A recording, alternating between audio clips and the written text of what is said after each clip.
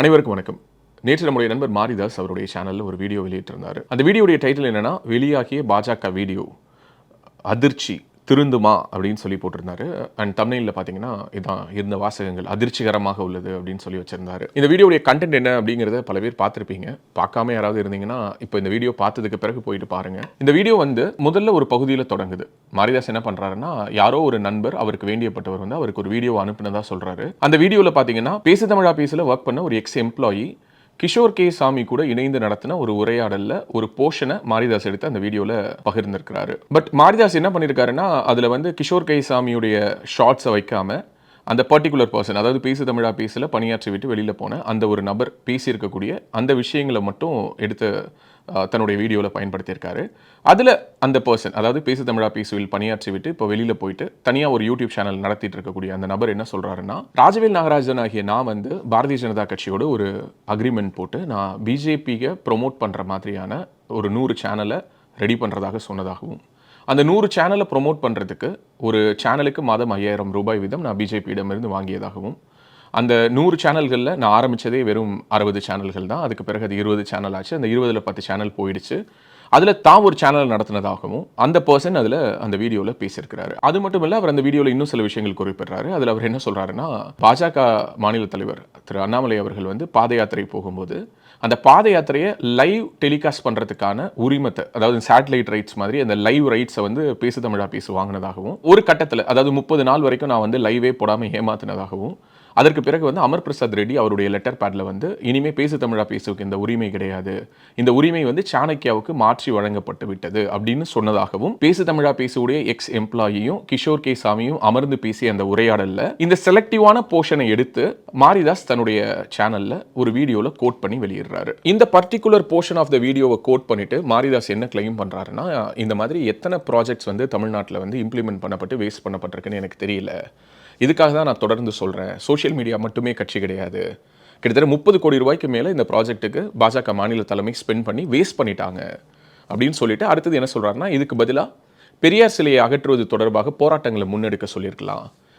அப்போ வந்து கட்சிக்காரங்களுக்கு ஒரு 10 லட்ச ரூபா கொடுத்து ஒரு போராட்டம் நடத்துன்னு சொல்லியிருந்தா, அவன் ஒரு 8 லட்ச ரூபா செலவு பண்ணிட்டு ஒரு 2 லட்ச ரூபாயை சாப்பிட்டுருந்தானா கூட அது வந்து மக்கள்கிட்ட ஒரு விழிப்புணர்வை ஏற்படுத்தியிருக்கும். கட்சிக்காரங்களுக்கு இந்த பணத்தை கொடுத்து அதன் மூலமாக நிறைய வேலைகள் செய்திருக்கலாம். மத்திய பிரதேசத்தினுடைய முன்னாள் முதல்வர் சிவராஜ் சிங் சௌகானை குறிப்பிட்டு என்ன சொல்றாருன்னா, அவருடைய போஸ்ட்டுக்கெல்லாம் வந்து சோஷியல் மீடியாவில் அட்ராக்ஷன் வரது கிடையாது, ஆனால் அவர் எவ்வளோ ஒரு வலிமையான தலைவர், ஆனால் இங்கே தான் தமிழ்நாட்டில் பாருங்க இவருடைய வீடியோ பார்த்தீங்களா 2 மில்லியன் வியூஸ் போயிடுச்சு அப்படி இப்படின்னு சொல்லி சோஷியல் மீடியாவை வச்சு இந்த கட்சியை வந்து இவங்க பில்டு பண்ண நினைக்கிறாங்க, களத்தில் வந்து அந்த அளவுக்கு இந்த கட்சி வளரலை அப்படின்னு சொல்லிட்டு தன்னுடைய ஆதங்கத்தை பதிவு பண்ணியிருக்காரு. இந்த வீடியோவை அவர் நேற்று இரவு ரிலீஸ் பண்ணியிருந்தாரு. நிறைய நண்பர்கள் வந்து இந்த வீடியோ எனக்கு அனுப்பி மாரிதாஸ் இப்படிப்பட்ட ஒரு அலிகேஷன்ஸ்லாம் சொல்லியிருக்கிறாரு அப்படின்னு சொல்லும்போது நான் சொன்னேன், இல்லைங்க அதில் கூட பார்த்தீங்கன்னா மாரிதாஸ் வந்து நம்மளுடைய எக்ஸ் எம்ப்ளாயி பேசியிருக்கக்கூடிய அந்த வார்த்தைகளில் இருக்கக்கூடிய அந்த பேசு தமிழா பேசு நம்மளுடைய நிறுவனத்தை கட் பண்ணியிருக்காரு.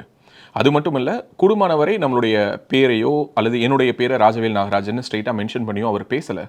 அவருக்கு ஏதோ ஒரு அழுத்தம் அல்லது ஏதோ ஒரு தனிப்பட்ட காரணங்கள் அல்லது தொடர்ச்சியாக சில வருடங்களாக அவர் தனக்குள்ளார கேரி பண்ணிட்டு இருக்கக்கூடிய தமிழ்நாடு பாஜக மாநில தலைவர் அண்ணன் அண்ணாமலைக்கு எதிரான கிரட்ஜை அவர் வெளிப்படுத்துகிறாரு. மற்றபடி வேறு எதுவுமே கிடையாது. ஏன்னா கடந்த சில நாட்களாகவே பார்த்தீங்கன்னா சோஷியல் மீடியாவை தொடர்ந்து வாட்ச் பண்ணுறவங்களுக்கு அண்ணாமலை அவர்களுடைய வருகையை ஒட்டி ட்விட்டரில் நடந்துட்டு இருக்கக்கூடிய கலைபுரங்கள் என்னன்னு தெரியும். அதனால் நான் அதுக்கு பெருசாக ரியாக்ட் பண்ண விரும்பலன்னு சொன்னேன்.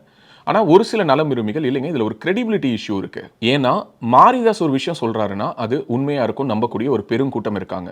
ஸோ அவங்க தான் உங்களுடைய ஆடியன்ஸாகவும் இருக்காங்க. ஒரு வகையில் சொல்லப்போனால் உங்களை வாட்ச் பண்ணுறவங்க அவரை வாட்ச் பண்ணுறாங்க, அவரை வாட்ச் பண்ணுறவங்க உங்களை வாட்ச் பண்ணுறாங்க. நீங்கள் எல்லோருமே தெரிஞ்சோ தெரியாமலோ ஒரே ஆடியன்ஸ் கூட தான் பேசிகிட்டு இருக்கீங்க. ஸோ அப்போ இது தேவையில்லாத சில குழப்பங்களை உருவாக்கும் ராஜவேல். அதனால் இதுக்கு நீங்கள் ஒரு விளக்கம் கொடுத்துட்டீங்கன்னா நல்லாயிருக்கும் அப்படின்னு சொன்னாங்க. ஸோ அதற்காகத்தான் இந்த வீடியோ நிச்சயமாக மாரிதாஸ்க்கான எக்ஸ்பிளனேஷன் கிடையாது. ஏன்னா மாரிதாஸ்க்கு நான் பதில் சொல்ல வேண்டிய அவசியம் இல்லை. மாரிதாஸ் எனக்கு நோபடி. பட் இந்த வீடியோ யாருக்கு? இந்த பேசு தமிழா பேசு சேனலை ராஜவேல் நாகராஜனை நம்பி பின்தொடர்றாங்க இல்லையா, இந்த உலகத்துடைய ஏதோ ஒரு மூலையிலிருந்து அவங்களுடைய மனசில் சில சந்தேகங்கள் எழுந்திருக்கலாம் இல்லையா, அதற்கான எக்ஸ்பிளனேஷன் தான் இந்த வீடியோ. முதல் கேள்வி, ஒரு நிறுவனத்தில் வேலை பார்த்து விட்டு அந்த நிறுவனத்தால் டெர்மினேட் பண்ணப்பட்டு வெளியில் அனுப்பப்படக்கூடிய ஒரு எம்ப்ளாயி வெளியில் போயிட்டு அந்த நிறுவனத்தை பற்றி பாசிட்டிவாக பேசுவார்னு நம்ம எதிர்பார்க்கறது முட்டாள்தனம். ஸோ இந்த நிறுவனத்தை நான் கிட்டத்தட்ட 4 வருஷமாக நடத்திட்டு இருக்கேன். நிறைய பேர் இங்கே வேலை பார்த்துருக்காங்க, இப்போ வேலை பார்த்துட்டு இருக்காங்க. வேலை பார்க்கும்போது ரொம்ப க்ளோஸாக அண்ணன் தம்பியாக பழகக்கூடியவங்க வேலையை விட்டு போன பிறகு அப்படி இருப்பாங்கன்னு எதிர்பார்க்கறது ஒரு முட்டாள்தனம்.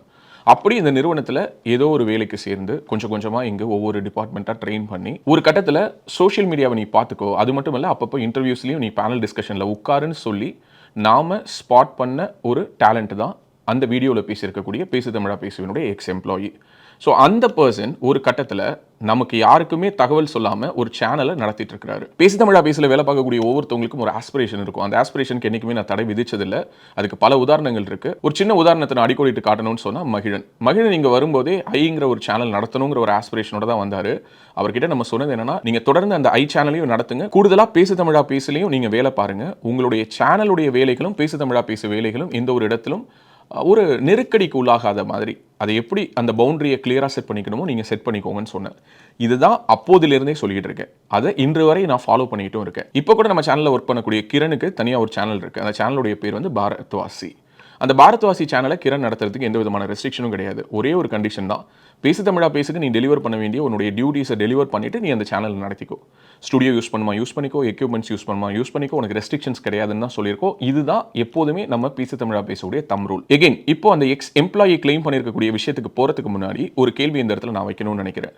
யாரோ ஒரு நபர், ஓகே, பேசு தமிழா பேசல முன்பு வேலை பார்த்த ஒரு நபர் வெளியில் போயிட்டு பேசு தமிழா பேசு பற்றி ராஜவேல் நாகராஜன் ஆகிய என்னை பற்றி ஒரு கிளைம் வைக்கிறாரு. அதை மாரிதாஸ் எந்த விதத்திலையும் வெரிஃபை பண்ணாம அதை தன்னுடைய வீடியோவில் எடுத்து கோட் பண்ணி பேசுறாரு. முதல்ல இது சரியான ஒரு போக்கா? மாரிதாஸ் என்ன பண்ணிருக்கலாம் நான் சொல்றதுக்கு எனக்கு எந்த விதமான உரிமையும் கிடையாது. ஆனா என்னுடைய நம்பர் இருக்கக்கூடிய மாரிதாஸ் ஒரு மாதத்துக்கு முன்னாடி கூட என்கிட்ட ஒரு சேனல் வாங்குறது தொடர்பாக பேசின மாரிதாஸ் இப்படி ஒரு வீடியோ வந்திருக்குது, இந்த வீடியோடைய உண்மைத்தன்மை என்ன அப்படின்னு சொல்லி அவர் கேட்டிருக்கலாமா கூடாதா? அப்படி எந்த விதமாகவும் என்கிட்ட கிராஸ் செக் பண்ணாம அந்த வீடியோவை எடுத்து பேச வேண்டிய ஒரு அவசியம் அழுத்தம் மாரிதாஸ்க்கு எங்கிருந்து வந்தது, அல்லது அப்படி மாரிதாஸை யார் ஃபோர்ஸ் பண்ணாங்கிறது என்னுடைய முதல் கேள்வி. சரிங்க, மாரிதாஸ் உங்ககிட்ட கேட்காமலே விட்டுட்டாருங்க. இப்போ நீங்க சொல்லுங்க, அந்த பையன் சொல்லியிருக்கிறதுல எது உண்மை எது போய் அப்படின்னு நீங்க கேட்கலாம். இப்போ அந்த எக்ஸ் எம்ப்ளாயி இருக்கார்ல, அவர் ஒரு சேனல் நடத்துறாரு. அந்த சேனல்ல கிஷோர் கேசாமியும் அவரும் தான் அந்த உரையாடலை மேற்கொள்றாங்க. கிஷோர் கேசாமி பத்தி நான் உங்களுக்கு சொல்ல வேண்டிய அவசியம் கிடையாது. ஒரு நேரத்தில் என்னுடைய நல்ல நண்பராக இருந்தவர், என்னுடைய வெல்விஷர், நான் நம்பினவர். இன்னைக்கு முழுக்க முழுக்க அண்ணாமலைக்கு ஒரு எதிர் நிலைப்பாடு எடுத்து அண்ணாமலை வச்சனா பார் அப்படின்னு சொல்லிட்டு ட்விட்டர்ல சோஷியல் மீடியாவில் அண்ணாமலையை மிக தரக்குறைவாக பேசிட்டு இருக்காரு. எகைன் நான் கிஷோருக்கு சொல்ல வேண்டிய பதில்கள் எல்லாத்தையும் நான் ஏற்கனவே ஒரு லெட்டர் மூலமாக ட்விட்டர்ல போஸ்ட் பண்ணிட்டேங்கிறதுனால நான் இந்த இஷ்யூக்கே வரேன். இந்த எக்ஸ் எம்ப்ளாயியும் கிஷோரும் நடத்தின இந்த கான்வர்சேஷன் ஒரு சின்ன சேனல்ல, கிட்டத்தட்ட ஒரு லெஸ் தென் 50 சப்ஸ்கிரைபர்ஸ் இருக்கக்கூடிய ஒரு சேனல்ல 100லிருந்து 200 வியூஸ் தான் போயிருக்குது. 2 தினங்களுக்கு முன்னதாக இந்த வீடியோ ரிலீஸ் ஆயிருக்கு.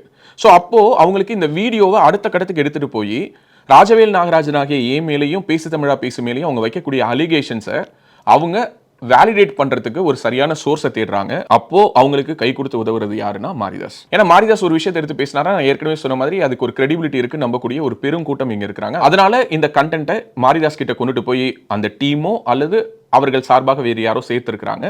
அதை எடுத்து இப்போ மாரிதாஸ் பேசியிருக்கிறாரு. இந்த வீடியோவில் சொல்லப்பட்டிருக்கக்கூடிய தகவல், அதாவது பாரதிய ஜனதா கட்சிக்கு 100 யூடியூப் சேனல்கள் ஆரம்பிக்கிறோம் அப்படின்னு சொல்லி நம்ம அஷூரன்ஸ் கொடுத்தோமா, அல்லது அந்த ப்ராஜெக்ட் என்ன, அதனுடைய பின்னணி என்ன? பொதுவாக இந்த மாதிரியான விஷயங்களை நான் பொதுவெளியில் பேசுறதுக்கு விருப்பம் படுறது இல்லை. என்ன காரணம்னா, இதில் ஒரு NDA இருக்கு, ஒரு நான் டிஸ்க்ளோஷர் அக்ரிமெண்ட் இருக்கு. ஆனால் இப்போதைக்கு இருக்கக்கூடிய சூழலில் நான் அதை பற்றி பேச வேண்டிய ஒரு அழுத்தத்துக்கு உள்ளாகி இருக்கேன். ஏன்னா இது என்னுடைய சுயமரியாதை சார்ந்த ஒரு விஷயமா நான் பார்க்குறேன். 2022ஆம் ஆண்டு ஜனவரி மாதம் நான் CTR நிர்மல்குமார் அவர்களையும் கிஷோர் கேசாமியும் சந்திக்கிறதுக்கான ஒரு வாய்ப்பு கிடைச்சது. அப்போது அந்த மீட்டிங்கில் நான் ஒரு சின்ன ஒரு ஐடியா ப்ரெசென்ட் பண்ணுறேன். என்னென்னா, ரைட் விங் ஈகோ சிஸ்டத்தை ஸ்ட்ரென்தன் பண்ணுறதுக்கு ஏன் இங்கு நம்ம நிறைய யூடியூபர்ஸை உருவாக்கக்கூடாது? இங்கே இருக்கக்கூடிய ஒரு ரெங்கராஜ் பாண்டே பத்தாது, இங்கே இருக்கக்கூடிய ஒரு மாரிதாஸ் பத்தாது, இங்கே இருக்கக்கூடிய ஒரு கார்த்திக் கோபிநாத் பத்தாது, இந்த மாதிரி நிறைய பேர் வேணும். இந்த ஈகோ சிஸ்டத்தை ஏன் நம்ம பில்டு பண்ணக்கூடாது அப்படின்னு சொல்லிட்டு ஒரு ஐடியாவை நான் சஜஸ்ட் பண்ணுறேன். அதே மாதிரியான ஒரு சிந்தனை கிஷோர் கேசாமி மனசுலையும் இருந்திருக்கு, CTR நிர்மல்குமார் அவர்களிடமும் இருந்திருக்குது. இது எனக்கு தெரியாது. ஏன்னா நான் இந்த ஐடியாவை எப்போ நான் வந்து என்னுடைய மனசுக்குள்ளார யோசிச்சு அதை நான் டெவலப் பண்ணேன்னா, நான் நாம் தமிழர் கட்சியோடு நெருக்கமாக பயணித்த காலகட்டங்களில் சீமான் அவர்கள் மேடைக்கு மேடை பேசும்போது சொல்லுவார், என்ன இங்கே இருக்கக்கூடிய மெயின் ஸ்ட்ரீம் ஊடகங்கள் மூடி மறைச்ச போது எனக்கு மிகப்பெரிய பலமாக இருந்தது இங்கே இருந்த டிஜிட்டல் மீடியா தான். டிஜிட்டல் ஊடகம் மூலமாகத்தான் இன்னைக்கு நாம் தமிழர் கட்சி இவ்வளோ வளர்ந்துருக்குன்னு மேடைக்கு மேடை அவர் பேசுவார். அப்போ அவரிடம் ஒரு நாள் நான் பேசிகிட்டு இருக்கும்போது நான் சொன்னேன், ஆனால் 1000 வலையொலி திட்டம்னு ஒன்று வச்சுருக்கேன், ஒரு 2 மினிட்ஸில் எக்ஸ்பிளைன் பண்ணுறேன்னு சொன்னேன். என்னடான்னு கேட்டார். நான் அப்போ அதை எக்ஸ்பிளைன் பண்ணேன். என்னன்னா, ஒரு 1000 யூடியூப் சேனல்ஸ் எப்படி ஆரம்பிக்கலாம்? நம்மளுடைய கட்சியில் இருக்கக்கூடிய இளைஞர் பாசறைலாம் இருக்குது. அதில் நிறைய பேர் வந்து தம்பிகள் வந்து படிச்சுட்டு வேலை இல்லாமல் இருக்கிறாங்க, நிறைய பேர் வந்து வெவ்வேறு தொழில்கள் இருக்காங்க, ஆனால் நல்ல பேச்சு திறமையோடு இருக்காங்க. ஒவ்வொருத்தவங்களையும் ஏன் ஒரு யூடியூப் சேனல் ஆரம்பிக்க நம்ம ஊக்குவிக்கக்கூடாது? ஸோ அப்போ ஒவ்வொருத்தவங்களும் ஒரு யூடியூப் சேனல் ஆரம்பிச்சாங்கன்னா, தினசரி நீங்கள் ஒரு ப்ரெஸ் மீட் கொடுக்குறீங்கன்னா, அந்த ப்ரெஸ் மீட்டை நம்ம அந்த 1000 சேனல்லையும் நம்ம லைவ் அடிப்போம், அந்த 1000 சேனல்லையும் அதை நம்ம போஸ்ட் பண்ணுவோம். தினசரி அந்த பசங்களை அந்த 1000 சேனல்லையும் கான்டென்ட் கிரியேட் பண்ண சொல்லுவோம். நாம் தமிழர், சீமான் இந்த கீவேர்ட்ஸை நிறைய யூஸ் பண்ண சொல்லுவோம். அப்போ ஆட்டோமேட்டிக்காக என்ன ஆகும் அப்படின்னா, அந்த யூடியூப் அல்காரிதமில் சர்ச் இன்ஜினில் இந்த சீமான்கிற வார்த்தை அதிகம் தேடப்படக்கூடிய ஒரு வார்த்தையாக இருந்துகிட்டே இருக்கும். அப்போ நம்மளுடைய இந்த கண்டென்ட் வந்து எல்லோருக்கும் போய் சேர்வதற்கான சாத்தியத்தை நம்ம உருவாக்கலாம் அப்படின்னு சொன்னேன். அது கேட்டுட்டு அவர் ரொம்ப இம்ப்ரெஸ் ஆகிட்டு, ரொம்ப நல்ல ஐடியாவாக இருக்குது தம்பி அப்படின்னு சொன்னார். எப்போதுமே திரு சீமான் அவர்களிடம் இருக்கக்கூடிய ஒரு நல்ல விஷயம் என்னென்னா, என்ன ஐடியா சொன்னாலும் கேட்டுப்பாரு, அதுக்கு பிறகு இம்ப்ளிமெண்டேஷன் பண்ண மாட்டார். அதே தான் இதுலையும் நடந்துச்சு. இந்த ஐடியாவை நான் 2021 எலெக்ஷன்ஸ்க்கு முன்னாடி அவர்கிட்ட சொன்னேன். அவர் இந்த ஐடியாவை கேட்டார். அதுக்கு பிறகு அது இம்ப்ளிமெண்டேஷனுக்கு போகல. காலப்போக்கில் எனக்கும் அவருக்கும் இடையில சில கருத்து வேறுபாடுகள் வந்துச்சு, சில வாக்குவாதங்கள், சில மனஸ்தாபங்கள் வந்துச்சு. அதற்கு பிறகு நான் அவரிடம் இருந்து விலகினேன். அதற்கு பிறகு நான் நியூஸ் ஜேல போயிட்டு ஒரு ஃபியூ மந்த்ஸ் ஒர்க் பண்ணேன். அதற்கு பிறகு என்னுடைய பயணம் அப்படிங்கிறது என்னங்கிறத நான் பொதுவெளியில் வச்சிருக்கேன். நான் எதையும் மூடல, மறைக்கல. நான் ஒரு எக்ஸ்ட்ரீம் தமிழ் நேஷனலிசம் ஐடியாலஜிலிருந்து நகர்ந்து இன்னைக்கு உங்க முன்னாடி வந்து நான் உட்கார்ந்திருக்கேன். இது உங்களுக்கே தெரியும். இந்த டிரான்சிஷன் காலகட்டத்தில் திரு அண்ணாமலை அவர்களை சந்தித்து உரையாடும் பொழுது இந்த ப்ராஜெக்டுடைய இன்னொரு வெர்ஷன் ஒரு 1000 அப்படிங்கிறதுலாம் வந்து ஒரு மெஷரபிள் நம்பர்ஸா இல்லை, ஒரு ஹியூமன்லி பாசிபிள் நம்பர்ஸா இதை நம்ம கொஞ்சம் ரீவொர்க் பண்ணலாம்னு சொல்லிட்டு, என்ன தெரிந்தாலும் ஒரு ஐஏஎம் கிராஜுவேட் இல்லையா, அவர் இந்த ப்ராஜெக்டை அவருடைய ஸ்டைலுக்கு கொஞ்சம் ரீடிஃபைன் பண்றாரு. அப்படி ரீடிஃபைன் பண்ணி உருவானது தான் இந்த 100 யூடியூபர்ஸ் ப்ராஜெக்ட். இப்போ கூட இந்த வீடியோவில் நான் இதை எக்ஸ்பிளைன் பண்ணும்போது நான் என்னுடைய நான் டிஸ்க்ளோஷர் அக்ரிமெண்ட்டை மீறி தான் நான் இதை எல்லாத்தையும் எக்ஸ்பிளைன் பண்ணுறேன். பட் ஸ்டில் இதை ஏன் எக்ஸ்பிளைன் பண்ணுறேங்கிறது இந்த வீடியோவை பார்த்து முடிக்கும் போது உங்கள் எல்லோருக்கும் புரியலாம். 100 யூடியூபர்ஸை எப்படி உருவாக்குறது? ஸோ பாஜகவில் பிஜேஒய்எம் இருக்கு, அங்கிருந்து கொஞ்சம் பேர் எடுக்கலாம். ஏற்கனவே பாஜகவில் அண்ணாமலை அவர்கள் மாநில தலைவராக பதவியேற்ற பிறகு ஐடி விங்கை வலுப்படுத்தணுங்கிறதுக்காக ஏற்கனவே இருந்த அஃபீஷியல் ஐடி விங் இல்லாமல் ஒரு வார் ரூமை அவர் கட்டமைச்சார். இந்த இடத்துல தான் பல சிக்கல்கள் இங்கு உருவாக ஆரம்பிச்சது. அண்ணாமலை அவர்களுடைய நோக்கம் என்னன்னா, தமிழ்நாட்டில் பாஜகவினுடைய வளர்ச்சியை வேகப்படுத்தணும்னா அது இங்க இருக்கக்கூடிய அனைத்து விதமான டெக்னாலஜிஸையும் பயன்படுத்தினா மட்டும்தான் முடியும் நம்பினாரு. பிகாஸ் அவர் அந்த மாதிரியான ஒரு டெக் சேவியான ஒரு பர்சன்.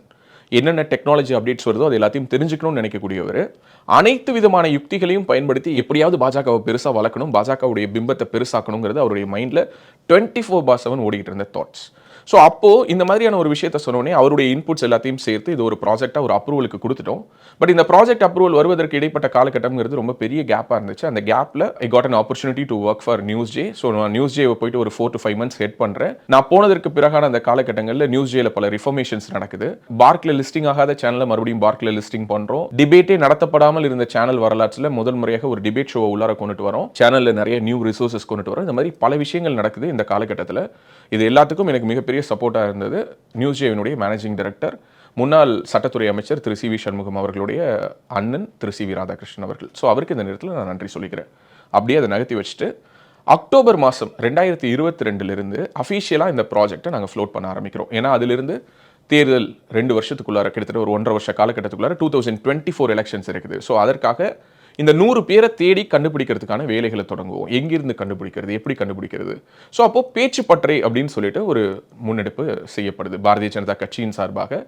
தமிழ்நாடு முழுக்க இருக்கக்கூடிய கட்சி உறுப்பினர்கள்ல இருந்து சிறந்த மேடை பேச்சாளர்களை உருவாக்குவதற்கான ஒரு பேச்சு பற்றை அப்படின்னு சொல்லிட்டு ஒரு பயிற்சி வகுப்புகள் நடக்குது. அதிலிருந்து சிலரை தேர்ந்தெடுக்கிறோம். ரெஃபரன்சஸ் மூலமாக சில பேரை தேர்ந்தெடுக்கிறோம். ஏற்கனவே எக்ஸிஸ்டிங்காக யூடியூப் சேனல்ஸ் வச்சு நடத்திக்கிட்டு ஸ்ட்ரகிள் ஆகிட்டு இருக்கக்கூடிய சில பேரை தேர்ந்தெடுக்கிறோம். இப்படியான நபர்களை போட் பண்ணுறோம். கண்ணை மூடி கண்ணை துறக்கிறதுக்குள்ளாருமே 100 பேரையும் கொண்டுட்டு வந்து ஒரு இடத்துல அசம்பிள் பண்ணுறதுங்கிறது கஷ்டம். Practically it is not possible. இந்த சேனல்ஸை போட் பண்ணுறதுக்கும் இந்த சேனல்ஸ்க்கு என்று மாதம் ஒரு ஸ்டைஃபன் கொடுக்கறதுக்கும் என்று ஒரு பட்ஜெட் அப்ரூவல் எடுக்கிறோம். ஸோ இந்த காலகட்டத்தில் தான் இந்த பேசு தமிழா பேசுவினுடைய ex employee who is now operated by Kishore K Swamy அவர் இந்த அலுவலகத்தில் பணியாற்றி கொண்டிருக்கிறார்.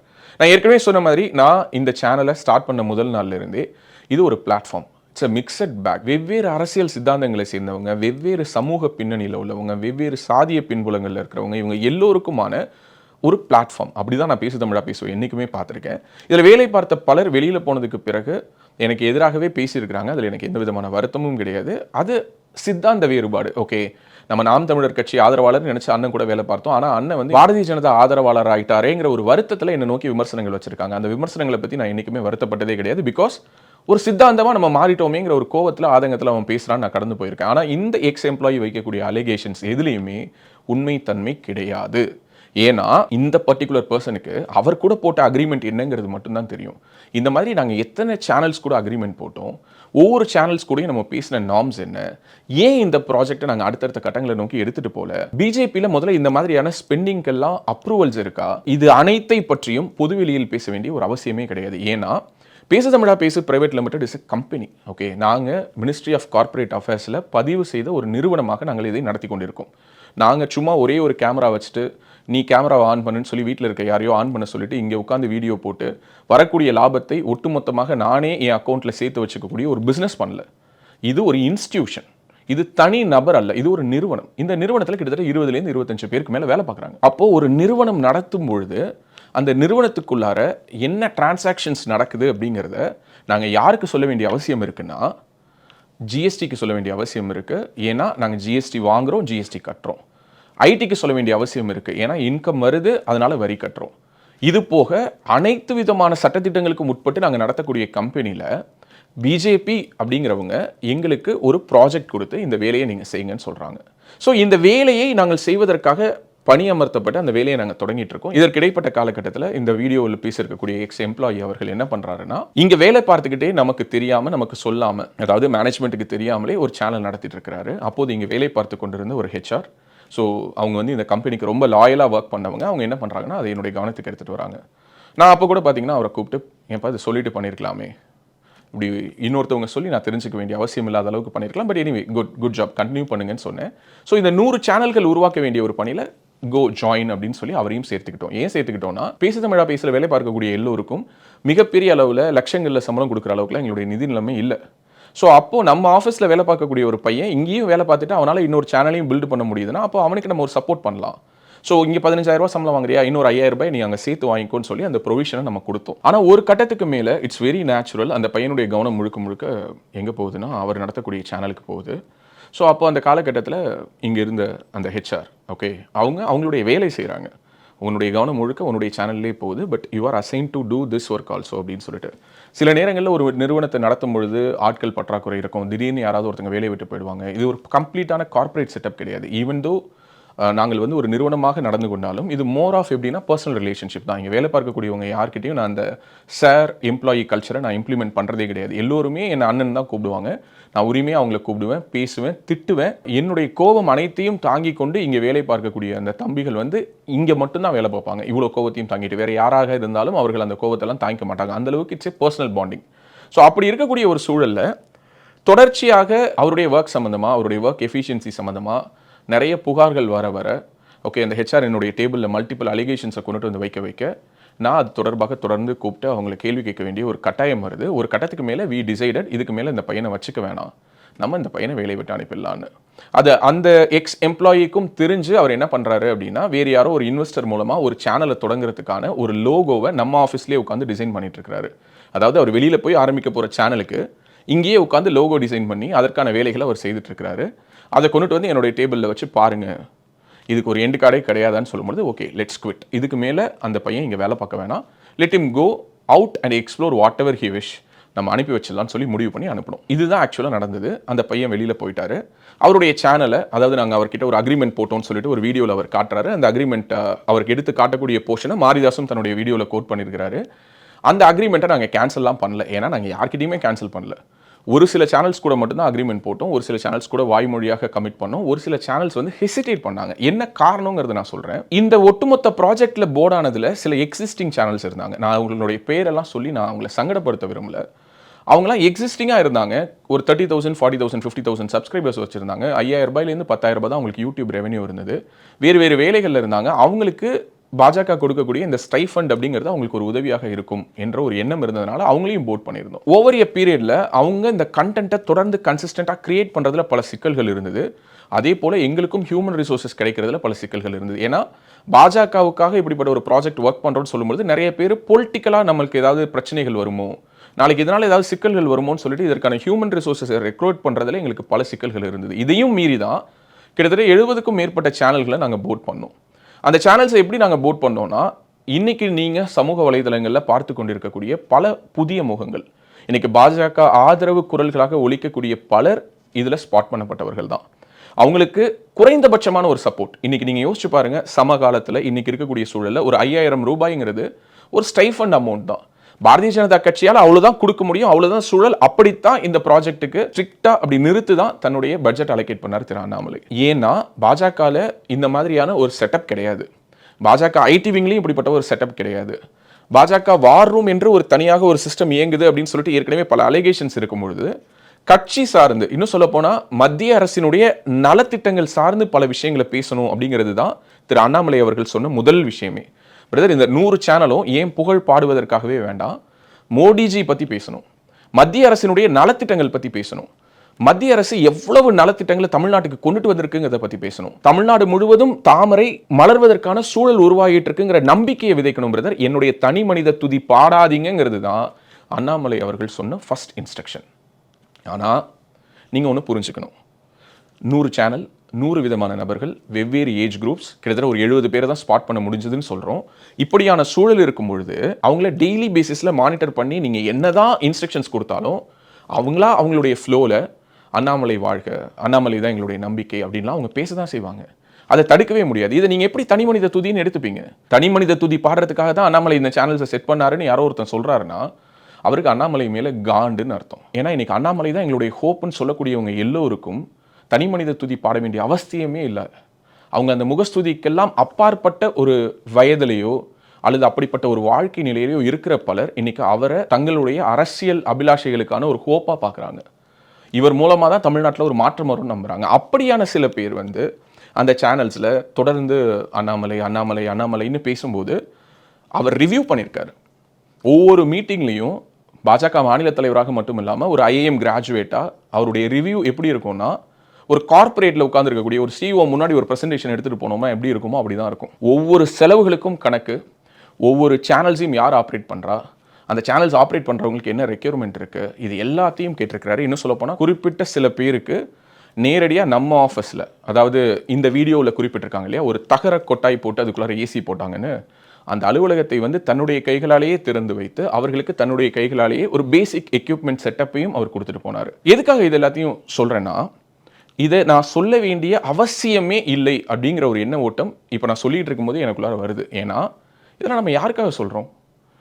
To whom I am accountable. திரு அண்ணாமலை அவர்களை தவிர்த்து நான் பாஜகவினுடைய ஒரு கடைக்கோடி காரியகர்த்தாவுக்கு நான் அக்கௌண்டபிள். ஆனால் நான் எந்த வகையில் மாரிதாஸ்க்கு அக்கௌண்டபிள்? Who is Maridhas? இந்த ஒட்டுமொத்த இஷ்யூவில் அந்த வீடியோவை எடுத்து அப்படி போகிற போக்கில் போட்டு பாருங்க, பாஜகவினுடைய மாநில தலைமை 30 கோடி ரூபாயை வீணடித்து விட்டார்கள் அப்படின்னு அவராகவே வாய்க்கு வந்த ஒரு நம்பர்ஸை சொல்லிட்டு போகக்கூடிய இந்த மாரிதாஸ்க்கு நான் எதற்காக இந்த விளக்கங்கள் எல்லாம் சொல்லணும்? ஏன்னா இந்த வீடியோவில் கூட மாரிதாஸ் ராஜவேல் நாகராஜனை இன்சல்ட் பண்ணணும், ராஜவேல் நாகராஜனை சிறுமைப்படுத்தணும், அவருடைய கிரெடிபிலிட்டியை காலி பண்ணணும்னு நினைக்கல. அண்ணாமலைக்காக பேசக்கூடிய ராஜவேல் நாகராஜனை, அண்ணாமலையினுடைய தாட் ப்ராசஸை எக்ஸிக்யூட் பண்ற டீம்ல இருக்கிறதா நம்பக்கூடிய, நான் அப்படி இருக்கனா இல்லையான்னு கூட எனக்கு தெரியாது, அப்படி இருப்பதாக நம்பக்கூடிய ராஜவேல் நாகராஜனை எப்படி சிறுமைப்படுத்தலாம்? இதன் மூலமா அண்ணாமலை பார்த்தீங்களா என்ன பண்ணிட்டாரு? பார்த்தீங்களா, 30 கோடி கட்சி பணத்தை எடுத்து செலவு பண்ணிட்டாரு அப்படின்னு சொல்லிட்டு போற போக்கில் ஒரு அவதூறை அள்ளி தெளிச்சுட்டு போறதுக்கான ஒரு வாய்ப்பாக கருதி இந்த வீடியோ உருவாக்கப்பட்டிருக்கு. தேர்தலுக்கு ஒரு 6-7 மாதங்களுக்கு முன்பாக ஒரு ரிவ்யூ செஷன் முடிச்சுட்டு வரும்போது இந்த ப்ராஜெக்டை நாங்கள் ஒரு நிறைவு கொண்டுட்டு வந்தோம். எனக்கு கிட்டத்தட்ட 1 வருஷம் இந்த ப்ராஜெக்ட் ஃப்ளோட் பண்ணியிருக்கோம். இந்த 1 வருஷத்தில் நாங்கள் எவ்வளோ பேரை ஸ்பாட் பண்ணோம், எந்தெந்த ஃபீல்டுலாம் இன்னைக்கு அவங்க கான்டென்ட் கிரியேட்டர் பண்ணிட்டு இருக்காங்க, அரசியல் மட்டும் இல்லாமல் டிராவல் பிளாகர்ஸாக இருக்காங்க, சினிமா ரிவ்யூவர்ஸாக இருக்காங்க, குக்கிங் சேனல்ஸ் நடத்திட்டு இருக்காங்க, ஆன்மீக சேனல்கள் நடத்திட்டு இருக்காங்க. இப்படி வெவ்வேறு ஜானரால அவங்க சேனல்ஸ் கிரியேட் பண்ணி சத்தம் இல்லாமல் இயங்கிக்கிட்டு இருக்காங்க. இன்னும் சொல்ல போனால் நாங்கள் விதைச்சது விதை ஸ்ட்ரைட்டாக எடுத்த உடனே பெரிய ஆலமரத்தை கொண்டுட்டு வந்து நடுறதுக்கு ஒவ்வொரு சேனலுக்கும் நாங்கள் மாதம் 5 லட்சமோ 10 லட்சமோ ஸ்டைஃபன் கொடுக்கல, 5000 ரூபாய் தான் கொடுத்தோம். ஒரு குறைந்தபட்சமான செட்டப்பை உருவாக்குறதுக்கு அவங்களுக்கு என்ன தேவையோ அதை கொடுத்தோம். எனக்கு இருக்கக்கூடிய ஒரு சிற்றறிவை நான் ஷேர் பண்ணிக்கிட்டேன். இந்த இடத்துல நான் இன்னொரு விஷயத்தையும் கிளாரிஃபை பண்ணிடுறேன். பொதுவாக இந்த யூடியூப் ஸ்பேஸில் ஆப்ரேட் ஆகக்கூடிய பலருக்குமே நான் இந்த ப்ராஜெக்டை பிச் பண்ணதில் உடன்பாடு இல்லை. அதாவது பாஜகவிடம் பிச் பண்ணி இந்த பாஜக இதை இம்ப்ளிமெண்டேஷன் கொண்டுட்டு வந்ததில் இங்கே இருந்த சில பிரபலமான யூடியூபர்களுக்கே உடன்பாடு இல்லை. ஏன்னா அவங்க எல்லோருமே என்ன நினச்சாங்கன்னா, காம்படிஷனே இல்லாமல் ஒரு மோனோபொலியாக இது இருக்கே, இதில் ஏன் அவன் 100 பேரை உருவாக்குறான், இந்த 100 பேரும் நாளைக்கு வளர்ந்து வந்தானா, நம்மள மாதிரியே இன்னொருத்தவன் வந்துட்டான்னு சொல்லி நம்மளுடைய கடைக்கு வரக்கூடிய கூட்டம் குறைஞ்சிருச்சுன்னா என்ன பண்ணுறதுங்கிற ஒரு எண்ண ஓட்டம் இங்கிருந்த பல முன்னணி மூத்த so called right wing nationalist YouTube channels நடத்தினவங்களுடைய மனதில் ஓடிக்கிட்டு இருந்தது. ஒரு சிலர் அதை என்னிடம் வெளிப்படையாகவே சொன்னாங்க, எதுக்கு இந்த தேவையில்லாத வேலைன்னு. பட் நான் ஒரு விஷயத்தை ரொம்ப உறுதியாக நம்புறேன். என்னன்னா, இது ஒரு ஸ்கூல் மாதிரி, இங்கிருந்து நிறைய பேர் உருவாகணும். இங்கே ரைட் விங் ஈகோ சிஸ்டம்ங்கிறது ரொம்ப பிளாங்காக இருந்தது. எனக்கு மாரிதாஸ் மேலாம் மிகப்பெரிய மரியாதை ஏன் உண்டுன்னா, மிக கடுமையான பாஜக எதிர்ப்பு காலகட்டத்திலே டிஜிட்டலில் தனியாளாக பாஜகவுக்காக, மோடிக்காக, தேசியவாத சிந்தனைகளுக்காக பேசினவர். ஆனால் இன்னைக்கு தனிப்பட்ட முறையில் திரு அண்ணாமலை அவர்கள் மேல் அவருக்கு இருக்கக்கூடிய வன்மம் அவரை எந்த இடத்துல கொண்டுட்டு நிறுத்தியிருக்கு அப்படின்னு சொல்லி பார்க்கும்போது கொஞ்சம் வருத்தமாக தான் இருக்குது. ஏங்க, இது என்னங்க நல்ல கதையாக இருக்குது. மாரிதாஸ் என்ன சொல்லியிருக்கிறாரு, உங்களுடைய பேசு தமிழா பேசு எடுத்து நடத்தின ஒரு ப்ராஜெக்ட்ல தப்பு நடந்திருக்குன்னு சொல்லி பேசு தமிழா பேசுடைய எக்ஸ் எம்ப்ளாயி சொன்னதை மாரிதாஸ் கோட் பண்ணியிருக்காரு. மாரிதாஸ் என்ன இதில் பண்ணிட்டாரு? எப்படி நீங்கள் மாரிதாஸ் இதில் நீங்கள் கிளைம் பண்ணலாம், நீங்கள் கேட்கலாம். அதற்கு சில விஷயங்கள் இருக்குது, அதை நான் வரிசையாக பட்டியலிடுறேன். அது எல்லாத்தையும் கேட்டு முடிச்சுட்டு நீங்களே டிசைட் பண்ணுங்க, மாரிதாஸ்க்கு அண்ணாமலை மேலே தனிப்பட்ட வன்மம் இருக்கா இல்லையான்னு. லண்டனில் அரசியல் தொடர்பான மேற்படிப்புக்காக போன அண்ணாமலை வந்து அந்த கோர்ஸை முடிச்சுட்டு வர போறாருன்னொன்னே அது தொடர்பாக சமூக வலைதளங்களில் நிறைய பேர் அவரை வெல்கம் பண்ணி பதிவிடுறாங்க. அதில் ஒருத்தங்க போட்ட ஒரு பதிவு, ஒரு பெண், இன்னும் சொல்லப்போனால் அவங்க பாஜக ஆதரவாளர் தான், தேசியவாத சிந்தனை கொண்டவங்க தான். அவங்க போட்ட ஒரு பதிவு மிகப்பெரிய ஒரு கொந்தளிப்பை ஏற்படுத்தி நிறைய பேர் அதுக்கு ரியாக்ட் பண்ணுறாங்க. யாரோ முகம் தெரியாத சிலர் வந்து அந்த பெண்ணுக்கு நேரடியாக ஃபோன் பண்ணி அவங்கள வந்து அப்யூஸ் பண்ணி பேசினதா அந்த பெண் வந்து சோஷியல் மீடியாவில் பதிவு பண்ணுறாங்க. உடனடியாக மாரிதாஸ் களத்துக்கு வராரு. களத்துக்கு வந்துட்டு அவர் போட்ட ட்வீட் என்னன்னா, குறுக்கு வழியில் வந்தவன் கூட்டம் குறுக்கு புத்தி தான் செல்லும். அந்த பெண் மீது அவதூறு பரப்புவது தவறுன்னு சொன்னால் அந்த பெண்ணுக்கு ஃபோன் செய்த நம்பர் என்னோடதுன்னு பொய் பரப்புறானுங்க இந்த வார் ரூம் சாணக்கியாஸ். என்னிடம் இருப்பது ஒரே எண், வேறு நம்பரும் கிடையாது, ஃபோனும் கிடையாது. செய்த தவறை திருத்துவதை விட்டு அடுத்து என்ன குறுக்கு வழியில் யோசிக்கலாம் என்று தெரிந்தால் அவனுக்கு காசு கொடுத்து பின்னால் நிற்கும் கர்நாடக மடம் முதல் பெங்களூர் அலுவலகம் வரை அனைத்தையும் இழுத்து நடுத்தெருவில் நிறுத்த வேண்டி வரும். எதையும் யோசித்து பதிவிடவும் சில விஷயங்களை நான் கடந்து செல்வதில்லை. அதில் ஒன்று இப்படியான கீழ்த்தரமான பிரச்சாரங்கள். வாரும் தன் எல்லையில் நிற்பது நல்லதுன்னு ட்வீட் பண்ணுறாரு. இதில் முதல் விஷயம், அண்ணாமலையை தான் அவர் குறிப்பிடுறாரு, குறுக்கு வழியில் வந்தவனுடைய கூட்டத்துக்கு குறுக்கு புத்தி தான் இருக்கும்னு சொல்கிறாரு. ஸோ அண்ணாமலையை ஏன் இவர் வந்து குறுக்கு வழியில் வந்தவர்னு சொல்கிறாரு? இது தொடர்பாக ஒரு சின்ன ஃப்ளாஷ்பேக் போயிட்டு வரலாம்னு நினைக்கிறேன். என்னுடைய லைஃப்பில் நான் மாரிதாஸை மொத்தமாகவே 2 தடவை தான் நான் சந்திச்சிருக்கேன். ஒரு தடவை நான் அவருடைய வீட்டுக்கு போயிருக்கேன், 2வது முறை அவர் நம்மளுடைய அலுவலகத்துக்கு வந்திருக்காரு. 2 ஆண்டுகள் இருக்கும்னு நினைக்கிறேன், if I am not wrong. நான் அவருடைய வீட்டுக்கு போயிருந்தேன். அப்போ அவர் பெசன் நகரில் தங்கியிருந்தார். அவருடைய வீட்டுக்கு போயிட்டு நான் அவர்கிட்ட உட்காந்து பேசும்பொழுது கிட்டத்தட்ட ஒரு 4 ஆண்டுகளுக்கு முன்னதாக மாரிதாஸ் அவர்கள் பற்றி, அப்போ வந்து அவர் இங்கே இருக்கக்கூடிய நியூஸ் சேனல்ஸ் பற்றிலாம் அவர் வந்து நிறையா எக்ஸ்போஸ் பண்ணிட்டு இருந்தார். அந்த காலகட்டங்களில் நான் அவரை விமர்சித்து பேசியிருக்கேன். ஸோ அது எல்லாத்தையும் பற்றி பேசிட்டு அங்கேருந்து எப்படி இந்த டிரான்சிஷன் வந்தது, இந்த ஜேர்னி, இது எல்லாத்தையுமே பேசுகிறோம். ஏன் பேசுகிறோன்னா, அப்போ நான் நியூஸ் ஜேயில் ஒர்க் பண்ணிட்டு இருக்கேன். அப்போ நியூஸ் ஜேயில் வந்து பார்த்தீங்கன்னா நான் போனதற்கு பிறகு ஒரு முக்கியமான ஒரு விஷயத்தை செய்தோம். அது என்னென்னா, டெய்லி சட்டம் ஒழுங்கு பிரச்சனைகள் எங்கெங்கெல்லாம் நடக்குது, திமுக ஆட்சி வந்ததுக்கு பிறகு இந்த சட்டம் ஒழுங்கு பிரச்சனைகள் எந்த அளவுக்கு தமிழ்நாட்டில் தலைவிரித்து ஆடுதுங்கிறத தினசரி சொல்லலாம்னு சொல்லிட்டு அதுக்குன்னே ஒரு ஸ்பெஷல் ஷோ உருவாக்கியிருந்தோம். தமிழ்நாடு முழுக்க இருக்கக்கூடிய ஸ்ட்ரிங்கர்ஸ் கிட்ட ஒரு ஜெனரல் இன்ஸ்ட்ரக்ஷன் பாஸ் பண்ணியிருந்தேன். எங்கெல்லாம் சின்ன சின்ன விஷயங்கள் நடந்ததுனா கூட அது எங்களுடைய கவனத்துக்கு கொண்டுட்டு வாங்க, மிஸ் பண்ணாதீங்க. இதெல்லாம் நான் ரிப்போர்ட்டிங் பண்ணணுமா, ஒரு கவுன்சிலருக்கும் ஒரு பக்கத்து வீட்டுக்காரனுக்கும் நடக்கக்கூடிய பிரச்சனையை நான் சொல்லணுமா வேணாமாங்கிற மாதிரியான தயக்கங்களே இல்லாமல் திமுகவினர் ஒரு சின்ன ஒரு பஜ்ஜி கடையில் போய் அவன் பஜ்ஜி கேட்டு சண்டை போட்டானாலும் அது நீங்கள் எனக்கு ரிப்போர்ட்டிங்கில் கொடுக்கணும். ஒரு இடத்த அபகரிச்சிட்டாங்கனாலும் நீங்கள் எனக்கு அதை ரிப்போர்ட்டிங்கில் கொடுக்கணும். திமுக தொடர்பான எந்த ஒரு நெகட்டிவ் நியூஸும் மிஸ் ஆகக்கூடாது அப்படின்னு சொல்லி நான் எல்லா ஸ்ட்ரிங்கர்ஸ்க்கும் இன்ஸ்ட்ரக்ஷன் கொடுத்துருந்தேன். அப்போ நிறைய திமுகவுக்கு எதிரான செய்திகள் வந்து குவிய ஆரம்பிச்சிருந்தது. அப்படிப்பட்ட சூழலில் அங்கே இருந்த இன்னொரு சக உயர் அதிகாரி வந்து என்கிட்ட சொன்னார், இந்த மாதிரி மாரிதாஸ் வந்து எந்த கண்டென்ட் கேட்டாலும் நீங்கள் கொடுங்க, ஏதாவது இன்ஃபர்மேஷன்ஸ் வேணும், ஏதாவது செய்திகள் தொடர்பாக ஏதாவது தகவல்கள் கேட்குறாருன்னா கொடுங்க அப்படின்னு சொல்லிட்டு சொன்னாங்க. அது தொடர்பாக மாரிதாஸ் அவர்களிடம் பேசுவதற்காக தான் நான் மாரிதாஸை பார்க்கறதுக்காக வந்திருந்தேன். அந்த கண்டென்ட் தொடர்பாக பேச ஆரம்பித்த டிஸ்கஷன் வந்து அதுக்கு பிறகு எங்கெங்கெல்லாம் போகுதுன்னா, பாஜகவிலேயே அவர் இணையலை, பாஜகவில் அவர் இணையதில் இருக்கக்கூடிய இடர்பாடுகள் என்னங்கிறதெல்லாம் பேசும்போது அவர் ரொம்ப ஓப்பனாக சொல்கிறாரு, இல்லை நான் வரலான்னு தான் நினச்சேன், ஆனால் வந்து எனக்கு சில தடைகள் இருக்குது, நான் கேட்கக்கூடிய ஒரு பொசிஷனை அவங்க ஆஃபர் பண்ணல. 2வது, அண்ணாமலைக்கு ஈக்குவலாவோ அல்லது அண்ணாமலைக்கு இமீடியேட் சபார்டினேட்டாவோ ஒரு பொசிஷன் இருந்ததுனா மட்டும்தான் அதை நான் எடுத்துப்பேன், வேறு எதையும் நான் எடுத்துக்க மாட்டேங்கிற மாதிரி அவருடைய டிமாண்ட்ஸை சொன்னதாக அவர் என்கிட்ட குறிப்பிடுறாரு. நான் இப்போ சொல்கிறேன், நீங்கள் 2 பேரும் சேர்ந்து செயல்பட்டீங்கன்னா அது ஒரு டபுள் பேரல் கன் மாதிரி இருக்கும், கட்சிக்கும் ரொம்ப நல்லாயிருக்கும், சித்தாந்தத்துக்கும் ரொம்ப அவசியமான ஒரு விஷயமா இருக்கும்னு சொல்கிறேன். ஸோ அந்த கான்வர்சேஷன் கிட்டத்தட்ட ஒரு மணி நேரத்துக்கு மேலாக பேசியிருப்போம்னு நம்புகிறேன். கிட்டத்தட்ட 2 வருஷத்துக்கு மேலானதுனால எனக்கு அது எக்ஸாக்டாக எனக்கு அது வேர்ட் டு வேர்ட் நினைவில் இல்லை. அந்த மீட்டிங்க்கு பிறகு அவர் அடுத்து என்ன பண்ணுறாருன்னா, ஒரு நாள் எனக்கு ஃபோன் பண்ணுறாரு, உங்களுடைய டீமை நான் பார்க்கணும், ஒரு எக்ஸலண்ட்டான டீமை, எப்படி உங்களெல்லாம் ரெக்ரூட் பண்ணீங்க, எனக்கு மகிழனை ரொம்ப பிடிக்கும், சரவணனை பார்க்கணும், இந்த ஒட்டுமொத்த டீம் கூட நான் இன்ட்ராக்ட் பண்ணணும், இஃப் யூ டோன்ட் மைண்ட் நான் உங்கள் ஆஃபீஸ்க்கு வரலாமான்னு கேட்டார். நான் சொன்னேன் தாராளமாக வாங்கன்னு. நான் வந்து அப்போது நியூஸ் ஜே ஆஃபீஸில் ஒர்க் பண்ணிட்டு இருந்த டைம் அது. ஸோ அவரை நான் நேரடியாக நம்மளுடைய அலுவலகத்துக்கு வர சொன்னேன், பசங்க கிட்ட சொன்னேன். அவர் சில ப்ரைவசி டிமாண்ட்ஸ்லாம் வைக்கிறாரு, அவர் கூட யாரும் ஃபோட்டோ எடுக்கக்கூடாதுன்னு சொல்கிறாரு. அதே மாதிரி சிசிடிவி இருந்ததுனா கூட அதை ஆஃப் பண்ணிவிடுங்கப்பா, அவர் எந்த ஒரு இடத்துலையும் சங்கடமாக ஃபீல் பண்ணக்கூடாது, நம்ம அலுவலகத்தை வந்து பார்க்கட்டும்னு சொன்னேன். வந்தார், நம்ம அலுவலகத்தை பார்த்தாரு, நம்ம டீம் கூட இன்ட்ராக்ட் பண்ணார். மோர் தென் ஒரு 1 hour டைம் ஸ்பெண்ட் பண்ணியிருப்பாருன்னு நினைக்கிறேன். அதுக்கு பிறகு நம்ம ஆஃபீஸ்லேருந்து அவர் போனதுக்கு பிறகு திரும்ப என்கிட்ட ஃபோன் பண்ணி சொன்னார், ரொம்ப நல்லா வச்சுருக்கீங்க அலுவலகத்தை, ரொம்ப பியூட்டிஃபுல்லாக பண்ணியிருக்கீங்க, எனக்கு ரொம்ப பிடிச்சிருக்கு, நானுமே ஒரு ஆஃபீஸ் செட் பண்ணலான்னு நினைக்கிறேன்னு சொன்னார். அதுலேருந்து ஒரு 10 days வந்து பார்த்தீங்கன்னா ரஜினி ரசிகர் மன்றத்தை சேர்ந்த கொஞ்சம் பேர், சில முக்கியமான நிர்வாகிகள்னு நினைக்கிறேன், அவங்க எல்லாரும் வந்து இந்த ஸ்டுடியோவை பார்த்துட்டு போனாங்க. மாரிதாஸ் ஒரு ஷோ பண்ணணும்னு நினைக்கிறாரு, அதுக்கு இந்த ஸ்டுடியோவை நாங்கள் ரெண்டல் பண்ணலாமான்னு கேட்டாங்க. தாராளமாக எடுத்துக்கோங்கன்னு சொன்னேன்.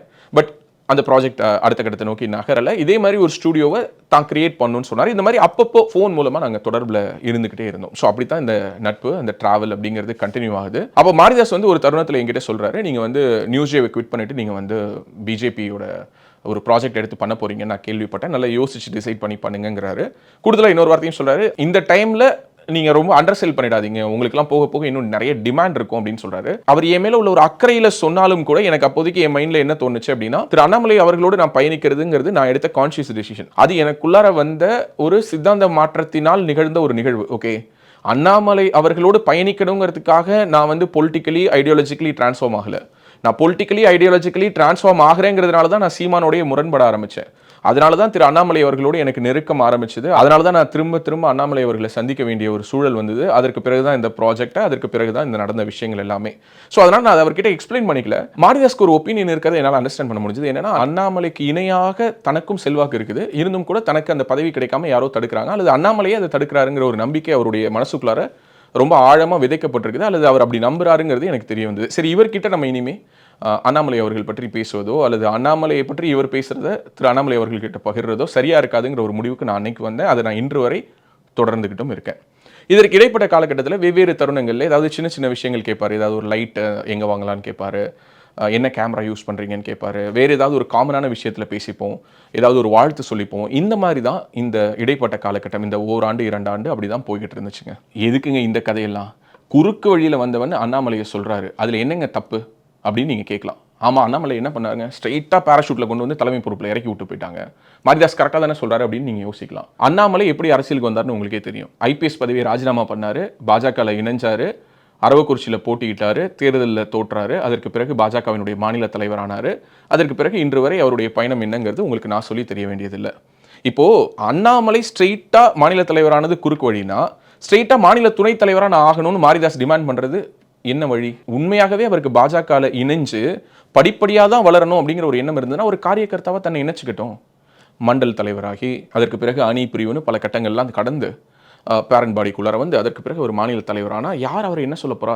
ஒரு ஸ்டேட் செக்ரட்டரி ஆகி அதுக்கு பிறகு அவர் மாநில தலைவரானா அவர் யார் என்ன சொல்ல போறா? அண்ணாமலையே குறுக்கு வழியில் வந்தவர்னு சொல்றதுக்கு மாரிதாஸுக்கு என்ன ரைட்ஸ் இருக்கு? இது ஒரு உதாரணம். ரெண்டாவது ஒரு உதாரணம் சொல்கிறேன். சமீபத்தில் மாரிதாஸ் வந்து என்னை எதுக்கு அப்ரோச் பண்ணார்னா, பிரதர் ஏதாவது ஒரு யூடியூப் சேனல் விலைக்கு இருந்துன்னா வாங்கி கொடுங்கன்னாரு. ஏன்னா இவர் தான் சக்ஸஸ்ஃபுல்லாக ஒரு யூடியூப் சேனல் நடத்திட்டு இருக்காரு, 1 மில்லியன் சப்ஸ்கிரைபர் வர போகிறாரு. இவர் எதுக்கடா கேட்குறாரு அப்படின்னா, இல்லை நான் கொஞ்சம் எக்ஸ்பென்ஷன் பிளான்ஸ் வச்சுருக்கேன், வேறு சில சேனல்கள் தொடங்கலான்னு இருக்கேன், அதனால் வந்து ஏற்கனவே ஒரு எக்ஸிஸ்டிங் சேனலை வாங்கி நான் அதை வந்து எக்ஸ்பேண்ட் பண்ணலான்னு நினைக்கிறேன் அப்படின்னு சொன்னார். அப்போது நானும் என்னுடைய நண்பர்களும் சேர்ந்து வாங்கி அதை நடத்தலாமா வேணாமான்னு ஒரு மாதிரி ஆசிலேஷனில் வச்சுட்டு இருந்த சேனல் ஒன்று இருந்தது, எல்லோ பெஞ்ச் அப்படின்னு சொல்லிட்டு. அந்த சேனல் சேலுக்கு இருக்குது பிரதர்னு சொன்னேன். 1 மில்லியன் சப்ஸ்கிரைபர்ஸ் இருக்காங்கன்னு அது அவருக்கு ரொம்ப ஃபேன்சியாக இருந்தது. ஓகே, 1 மில்லியனா பிரதர் எவ்வளோன்னாரு. நாங்கள் அப்போது அதனுடைய விலை என்ன அப்படின்னு சொன்னோம். கடைசியாக 1 மில்லியன் சப்ஸ்கிரைபர் இருக்கக்கூடிய அந்த சேனலை 30 லட்சம் ரூபாய்க்கு வாங்குறதுன்னு மாரிதாஸ் ஒப்புக்கொள்கிறாரு. அது ஒப்புக்கொண்டு கிட்டத்தட்ட 20 லட்சம் ரூபாய் அதுக்கு அட்வான்ஸும் கொடுக்குறாரு. அந்த அட்வான்ஸ் கொடுத்த அன்னைக்கே நாங்கள் அவருக்கு சேனல் ரைட்ஸை வந்து ட்ரான்ஸ்ஃபர் பண்ணி கொடுக்குறோம். அன்று இரவே அவர் அந்த சேனல் ரைட்ஸை தன் பேருக்கு மாற்றுறதுக்கு, அதனுடைய பாஸ்வேர்டை ரீசெட் பண்ணுறதுக்கு மல்டிபிள் அட்டெம்ப்ட் பண்ணுறாரு. அதில் அந்த சேனல் லாக் ஆகிடுது. இதற்கு இடைப்பட்ட இந்த காலகட்டத்தில், அதாவது இந்த நள்ளிரவிலிருந்து விடிய காலை வரத்துக்குள்ளாரையுமே அவர் அந்த சேனலை கம்ப்ளீட்டாக பேக் அண்ட் அனாலிசிஸ்லாம் பண்ணிவிட்டு அவர் என்ன சொல்கிறாருன்னா, இல்லைங்க அதில் நிறைய ஷார்ட்ஸ் கான்டென்ட் மூலமாக தான் கிட்டத்தட்ட 1 மில்லியன் சப்ஸ்கிரைபர் வரைக்கும் போயிருக்காங்க. நான் வந்து இந்த கண்டென்ட்லாம் வந்து எப்படி இருக்கும், நான் வெளியிலேருந்து தான் பார்த்தேன், எனக்கு பேக் அண்ட் அனாலிசிஸ் நான் பார்க்கல, அதனால் வந்து எனக்கு இந்த சேனல் நடத்துறதுல சில இடர்பாடுகள் இருக்கும்னு நினைக்கிறேன், அதனால் அந்த பணத்தை நீங்கள் திரும்ப கொடுத்துருங்கன்னு சொல்கிறாரு. நாங்கள் இமீடியட்டாக என்ன பண்ணுறோம், அவருக்கு அந்த பணத்தை நாங்கள் ட்ரான்ஸ்ஃபர் பண்ணிடுறோம். அதுக்கான ஆதாரங்களை இப்போ நீங்கள் பார்க்கலாம். அவர் சேனல் வாங்கினாரு வாங்கலை இதெல்லாம் இப்போ எதுக்கு அப்படின்னு கேட்குறீங்களா? 1 மில்லியன் சப்ஸ்கிரைபர் இருக்கிற சேனலை ஸ்ட்ரைட்டாக வாங்கி அந்த சேனலை வேறொரு பேரை மாற்றி அதை லான்ச் பண்ணணும்னு நினைக்கிறது குறுக்கு வழி இல்லையா? ஒரு சேனலையே உங்களால் வந்து ஜீரோலேருந்து ஸ்டார்ட் பண்ண முடியல. நீங்கள் என்ன பண்ணுறீங்கன்னா, அண்ணாமலைக்கு அறிவுரை சொல்கிறீங்க, ஜீரோலேருந்து இந்த கட்சியை எப்படி கட்டமைக்கிறது எப்படின்னு. எதுக்காக நீங்கள் ஸ்ட்ரெயிட்டாக 1 மில்லியன் சப்ஸ்கிரைபர் இருக்கிற சேனலை வாங்கணும்னு நினச்சிங்க? ஸோ ஒரு சேனல் நடத்துறதுலேயே நம்பர்ஸ் அப்படின்னு காட்டணும் அப்படிங்கிற ஒரு அறிவு உங்களுக்கு இருக்கும்போது, ஒரு கட்சி அப்படின்னு இருக்கும்போது அதில் நம்பர்ஸ் காட்டணும்னு நினைக்கிறதுல ஒன்றும் தப்பு கிடையாதுல்ல. போகிற போக்கில் இதில் பல விஷயங்களை மாரிதாஸ் தட்டி விட்டுட்டு போகிறார். என்ன சொல்கிறாருன்னா, கலாட்டா, பிஹைண்ட் வுட்ஸ் மாதிரியான சேனல் எல்லாம் போயிட்டு பேட்டி கொடுக்கறதுக்கு ஒரு 15 லட்சம், அதுக்கு பிறகு பார்த்தீங்கன்னா வந்து அதை பூஸ்ட் பண்ணுறதுக்கு ஒரு 2 லட்சம், அப்படி பூஸ்ட் பண்ணால் அது 2 மில்லியன் வியூஸ் வந்துட போகுது, இது ஒரு பெரிய விஷயமா? உங்ககிட்ட இருந்து 20 லட்சத்தை வாங்கிட்டு 2 லட்சம் ரூபாய் செலவு பண்ணிட்டு அவன் வந்து மீதி பணத்தை எடுத்துகிட்டு போகிறான். இந்த பணத்தை எடுத்து ஏன் கட்சி கொடுக்கக்கூடாதுன்னு கேட்குறாரு. நான் என்ன கேட்குறேன், உங்களோட எல்லா வீடியோவும் 1 லட்சம் வியூஸ் வருது, எல்லா வீடியோவும் நீங்கள் எவ்வளோக்கு பூஸ்ட் பண்ணுறீங்க? அண்ணாமலையை பற்றி பேசுகிற வீடியோலாம் 2 லட்சம் 3 லட்சம் வியூஸ் போதே, அப்போ அதுக்கெல்லாம் நீங்கள் இன்னும் கூடுதலாக செலவு பண்ணுறீங்களா? அதை யார் உங்களுக்கு ஸ்பான்சர் பண்றா? இங்க பாருங்க, தப்பா நீங்க மாரிதாஸ் மேல அலிகேஷன் வைக்காதீங்க. பூஸ்ட் பண்ணி தான் மாரிதாஸ்க்கு எல்லா வீடியோக்கும் 1 லட்சம் வியூஸ் வருதுன்னு உங்களுக்கு தெரியுமா ராஜவேல் நீங்க கேட்கலாம். நான் அதே கேள்வியை தான் திரும்ப மாரிதாஸ் அவர்களை பார்த்து கேட்கிறேன். எந்த தார்மீக அடிப்படையில் நீங்க அண்ணாமலையினுடைய வீடியோஸ் எல்லாத்தையும் பூஸ்ட் பண்ணி தான் மில்லியன் வியூஸ் வர வைக்கிறாங்கன்னு சொல்றீங்க? அதுக்கு ஏதாவது ஆதாரம் இருக்கா? இங்கு உங்களுடைய வீடியோஸை பார்க்கறதுக்கு 1 லட்சம் பேர் இருக்காங்கன்னா, தமிழ்நாடு பாஜகவினுடைய மாநில தலைவர் அத்தனை லட்சம் மக்களுடைய அபிமானத்தை பெற்றிருக்கக்கூடிய அவருடைய வீடியோஸை 1 மில்லியன் பேர் பார்க்க மாட்டாங்களா? இதுக்கு பின்னாடி ஏதாவது ஒரு ஜஸ்டிஃபிகேஷன் இருக்கா? ஆனால் போகிற போக்கில் இந்த அலிகேஷன் சொல்கிறீங்க. இது முதல் தடவை இல்லை. ஏற்கனவே ஒரு பிரபலமான ஒரு திரைப்பட நடிகை அண்ணாமலை அவர்களை இதே மாதிரி ஒரு டிஜிட்டல் பிளாட்ஃபார்முக்காக இன்டர்வியூ பண்ணும் பொழுதும் அவங்களுக்கு இத்தனை லட்சங்கள் கொடுத்தாங்க, அத்தனை லட்சங்கள் கொடுத்தாங்கன்னு சொல்லிட்டு நீங்கள் ஒரு அலிகேஷன் வச்சிங்க. தொடர்ச்சியான இந்த மாதிரியான அலிகேஷன்ஸை நீங்க அண்ணாமலை அவர்கள் மேல் வைப்பதற்கான காரணம் என்ன? என்ன சொல்லுவீங்க? இல்ல அண்ணாமலை வந்து தன்னுடைய வளர்ச்சியை மட்டும் தான் ஃபோக்கஸ் பண்றாரு, நான் கட்சிக்காக பேசுறேன், கட்சியினுடைய கடைக்கோடி தொண்டனுக்காக பேசுறேன் அப்படின்னு சொல்லுவீங்க. பாஜக இந்த 2024 தேர்தலில் எவ்வளவு வாக்கு சதவீதம் வாங்கினதுன்னு குழந்தைகிட்ட கேட்டா கூட சொல்லும் 11% அப்படின்னு சொல்லிட்டு. அது இங்க இருக்கக்கூடிய எல்லா ஊடகங்களும் சொல்லிட்டாங்க. தமிழ்நாட்டினுடைய 3வது பெரிய கட்சி பாஜகன்னு சொல்லி பாஜக தன்னை கிளைம் பண்ணுது. கூட்டணி அமைந்தது, அமையாமல் போனது, அது தொடர்பாக பின்னாடி இருந்த அரசியல் எல்லாம் நம்ம அப்புறம் பேசலாம். ஆனால் இந்த இடத்த முதல்ல பேசலாம்னு நினைக்கிறேன். அப்போ இந்த இஷ்யூ ஒரு பெரிய டிஸ்கஷனாக சோஷியல் மீடியாவில் போய்கிட்டே இருக்கு. என்னங்க பாஜக எவ்வளோ பர்சன்டேஜ் வாங்கினுச்சு, எப்படிங்க அந்த பர்சன்டேஜை கால்குலேட் பண்ணுறது, இவ்வளோ தொகுதிகளில் போட்டிக்கிட்டாங்க, அவ்வளோ தொகுதிகளில் போட்டிக்கிட்டாங்கன்னு. அப்போ மாரிதாஸ் வந்து ஒரு ட்வீட் போடுறாரு. அந்த ட்வீட் என்ன தெரியுமா?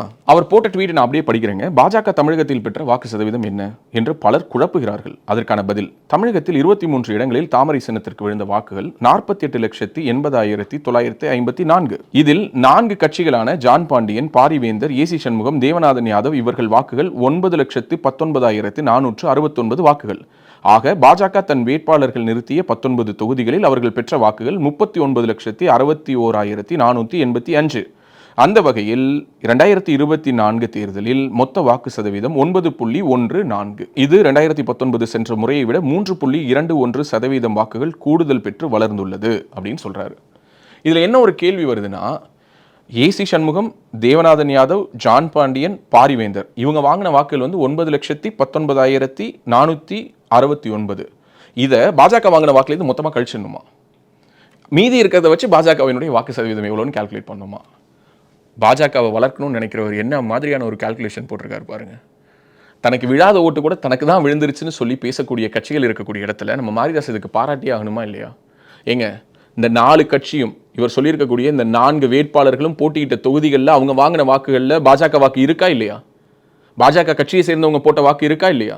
அப்படி இருக்கும்பொழுது அவங்க வாங்கின வாக்குகளை மட்டும் எப்படி கழிக்க முடியும்? அப்படி கழிச்சிட்டு 9% தான் பாஜக தொற்றுக்குன்னு யாருக்காக நீங்க நிறுவ முற்படுறீங்க? டபுள் டிஜிட் கூட போகல, 10% அவங்க தாண்ட மாட்டாங்கன்னு நான் சொன்ன மாதிரி நடந்துருச்சா அப்படின்னு சொல்லி நீங்க யாருக்கு நிரூபிக்க முற்படுறீங்க அப்படிங்கிற ஒரு கேள்வி உங்களுக்கு வருதா இல்லையா? பாஜக வளரணும்னு நினைக்கிறேன், பாஜக பூத்துல வலிமையாகணும்னு நினைக்கிறேன்னு சொல்லிட்டு கஷ்டப்பட்டு அந்த 4 தொகுதியில பூத்து வேலை பார்த்தவன் அத்தனை பேருடைய உழைப்பையும் மொத்தமா தூக்கி அந்த 4 கட்சிகளுக்கு கொடுக்குறீங்களே. நீங்க ஒதுக்குன அந்த 9 லட்சம் ஓட்டுகள்ல பாஜக ஓட்டு இல்லையா, அமமுக ஓட்டு இல்லையா, பாமக ஓட்டு இல்லையா, அல்லது மற்ற கட்சிகளுக்கு ஓட்டே இல்லையா?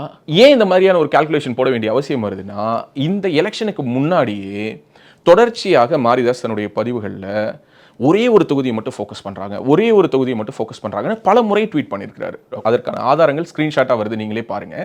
எதுக்காக அவர் இதை ரொம்ப பிரயத்தனப்பட்டார் அப்படிங்கிறதுக்கு எனக்கு ஒரு லாஜிக், எனக்கு இது அப்பவே தோணுச்சு, அதை நான் இப்போ பதிவு பண்றேன். தொடர்ச்சியா ஒரே தொகுதியில தான் பாஜகவினுடைய ஒட்டுமொத்த ஃபோக்கஸும் இருக்கு. ஒரே ஒரு தொகுதியில தேர்தல் நடக்கிற மாதிரி ஏன் நீங்க ஃபோக்கஸ் பண்றீங்கன்னு சொல்லி அவர் எந்த தொகுதியை குறிப்பிடுறாருன்னா கோயம்புத்தூர் தொகுதியை குறிப்பிடுறாரு. ஏன்னா தமிழ்நாடு பாஜக மாநில தலைவர் திரு அண்ணாமலை அவர்கள் அங்குதான் போட்டியிட்டாரு. அப்போ இந்த நரேட்டிவ் அவர் செட் பண்றது மூலமா மற்ற தொகுதிக்கெல்லாம் வேலையே நடக்கல, மற்ற தொகுதிக்கெல்லாம் ஃபண்ட் டிஸ்ட்ரிபியூஷன் நடக்கல, மற்ற தொகுதிக்கெல்லாம் வாலண்டியர்ஸ் போல, மற்ற தொகுதிக்கு ஐடி விங் ஒர்க் ஆகலன்னு ஒரு ப்ரொஜெக்ஷனை கொடுக்கணும்.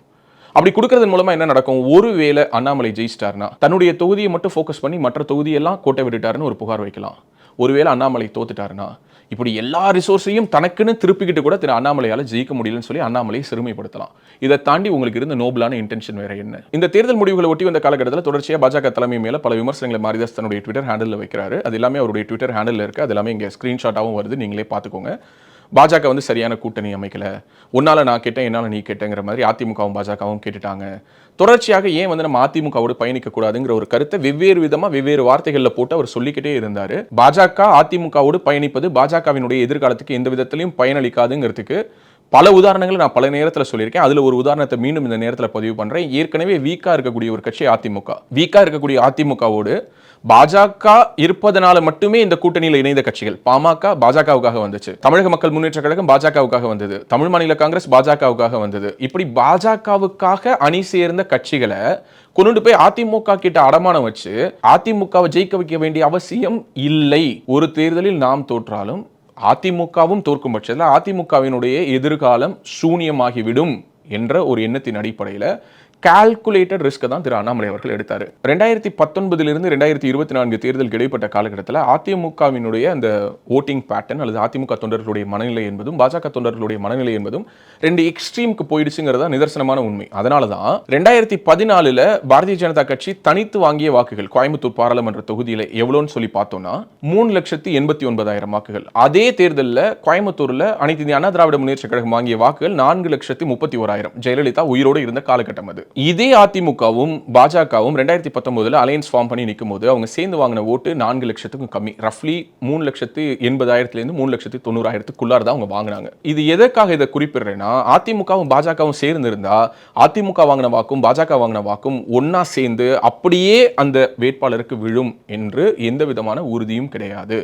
இதுதான் எலெக்ஷன் அனலிட்டிக்ஸ் சொல்லுது, ஸ்டாட்டிஸ்டிக்ஸ் இதுதான் சொல்லுது. அப்படி இருக்கும்பொழுது அதிமுகவோடு கூட்டணி வச்சிருந்தா வென்றிருக்கலாம், அதிமுகவோடு கூட்டணி வச்சிருந்தா வென்றிருக்கலாம்னு சொல்லக்கூடிய உங்களுடைய நோக்கம் என்னவாக மட்டும்தான் இருக்க முடியும்னா, மறுபடியும் அதிமுகவை தமிழ்நாட்டில் வலுவாக்குவதாக மட்டும்தான் இருக்க முடியும். அவங்களுடைய இன்டைரக்ட் அஜெண்டா என்னன்னா 2026 எடப்பாடி பழனிசாமியை சிஎம் சீட்ல உட்கார வைக்கிறது. இந்த எலெக்ஷன்ல அதிமுகவை பாஜக இந்த இவ்வளவு பெரிய அலையன்ஸோட சேர்ந்து பேக்கப் பண்ணி ஒருவேளை அதிமுக 2-3 தொகுதிகளில் வென்று இருந்தால் திரு எடப்பாடி பழனிசாமி அவர்களுக்கு கொடுக்கப்பட்ட ஒரு மேண்டேட்டா அது பார்க்கப்படும். 2026 எலெக்ஷன்ஸ் வரும்போது அவர் பாஜகவை கூட்டணியில வச்சு பாருங்கிறதுக்கு எந்த விதமான உறுதியும் கிடையாது. அப்போ 2026 எலெக்ஷன்ஸ் வரும்போது பாஜகவை மட்டும் வெளியில தள்ளிட்டு மீதம் இருக்கக்கூடிய கட்சிகளை எல்லாம் ஒன்று சேர்த்து அவர் கூட்டணி கூட அமைக்கலாம். அப்படியான ஒரு சூழல் மீண்டும் அதிமுக வலுப்பெற்று ஆட்சி கட்டிலில் அமர்வதற்கு எதுக்கு அண்ணாமலை வேலை பார்க்கணும்? அண்ணாமலை தமிழ்நாட்டில் தாமரையை மலர வைக்கிறதுக்கு தான் வந்திருக்கிறாரு, ரெட்டலையை துளிர்க்க வைக்கிறதுக்கு வரல. இந்த ஒரு குறைந்தபட்ச புரிதல் இருந்ததுனாலே ஏன் அதிமுகவோடு கூட்டணி வைக்கல, ஏன் அதிமுகவோடு கூட்டணி வைக்கலங்கிற கேள்வியே இங்கு அடிபட்டுடும். ஆனால் தொடர்ந்து மாரிதாஸ்க்கு மட்டும் ஏன் இந்த கேள்வி வருது? உங்களுக்கு அந்த கேள்வி வரலாம் இல்லையா? அதற்கான விடை இந்த தேர்தல் காலகட்டத்திலேயே இருக்கிறது. அதை நான் ப்ரூஃபோட காட்டணும்னு நினைக்கிறேன். இப்போ நீங்க ஸ்கிரீன்ல பார்க்கக்கூடிய இது எல்லாமே மாரிதாஸ் அவருடைய சேனல்ல வெளியிட்ட வீடியோக்கள். அதுல வாக்களிப்பீர் இரட்டை இலை என்ற வாசகத்தோடு ஒற்றை விரலால் ஓங்கி அடிப்போம் என்ற முழக்கத்தோடு அதிமுக வெளியிட்ட விளம்பரங்கள் அவருடைய சேனல்ல வந்துச்சு. உடனே ஒரு சில பேர் இதெல்லாம் கூகுள் ஆட்ஸ், யூடியூப்ல ஓன் சேனல் பார்க்கும்போது கூட தான் உன் வீடியோவுக்கு முன்னாடி ஸ்டாலின் தான் வராருன்னு பாட்டு வந்துச்சுன்னு நீங்க சொல்லலாம். கூகுள் ஆட்ஸுங்கிறது யூடியூபா பிளே பண்றது, ரேண்டமா பொலிட்டிக்கல் சேனல்ஸ்னு கேட்டகரைஸ் ஆகிருக்கக்கூடிய எல்லா சேனல்லையும் பிளே பண்ணுவாங்க. அதை நீங்க ஸ்கிப் பண்ணலாம். சில ஆட்ஸ் நான் ஸ்கிப்பபிள் ஆட்ஸாக இருக்கும். ஆனால் இது ஸ்கிப்பபிள் ஆடும் கிடையாது, நான் ஸ்கிப்பபிள் ஆடும் கிடையாது, இது கூகுள் ஆடும் கிடையாது. அஃபீஷியலி அனைத்து இந்திய அண்ணா திராவிட முன்னேற்ற கழகத்தினுடைய ஐடி விங் நேரடியாக மாரிதாஸிடம் கொடுத்த விளம்பரம்.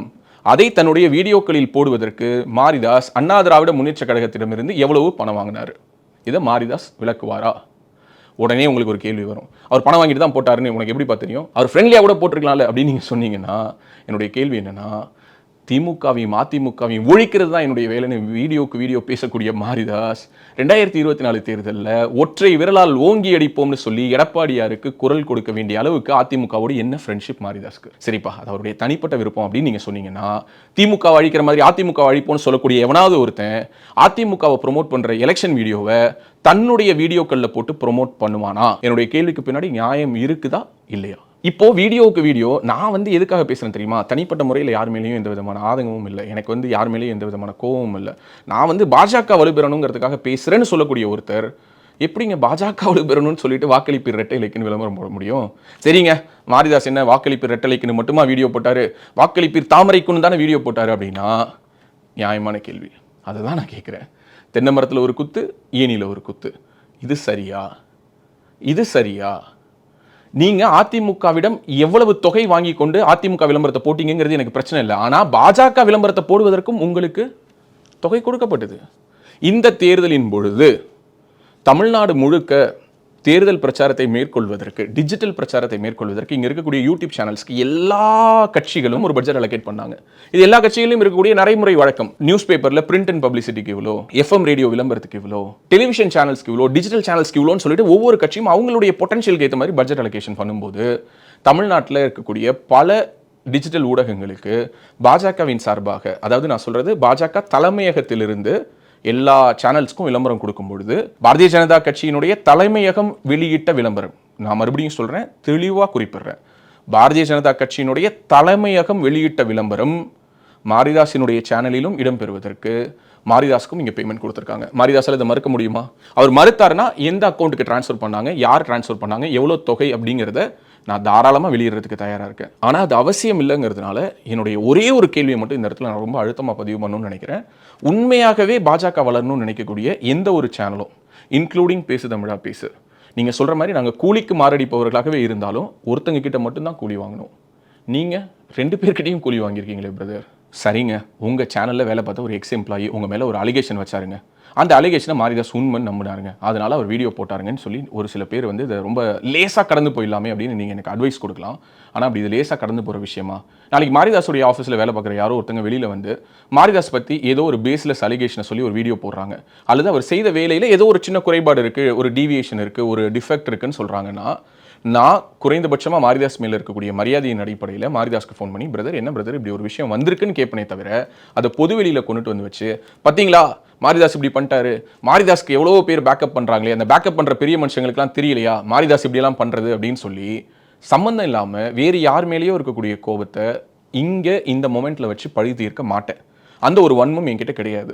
இந்த வன்மம் மாரிதாஸ் கிட்ட இருக்குதுங்கிறத நான் ஏற்கனவே 1 வருஷத்துக்கு முன்னாடி நான் ஒரு வீடியோ போட்டிருந்தேன். அந்த வீடியோவுடைய லிங்கையும் இந்த வீடியோவுடைய டிஸ்கிரிப்ஷனில் கொடுக்குறேன், நீங்கள் போயிட்டு பாருங்க. ஏன் இந்த வன்மம் மாரிதாஸ் என்று சொல்லி ஒரு வீடியோவை நான் கிட்டத்தட்ட ஒரு 1.5 வருஷத்துக்கு முன்னாடி போட்டிருக்கேன். அந்த வீடியோவை நான் எதற்காக போட்டேன், அந்த காலகட்டத்தில் நடந்த விஷயங்கள் என்ன.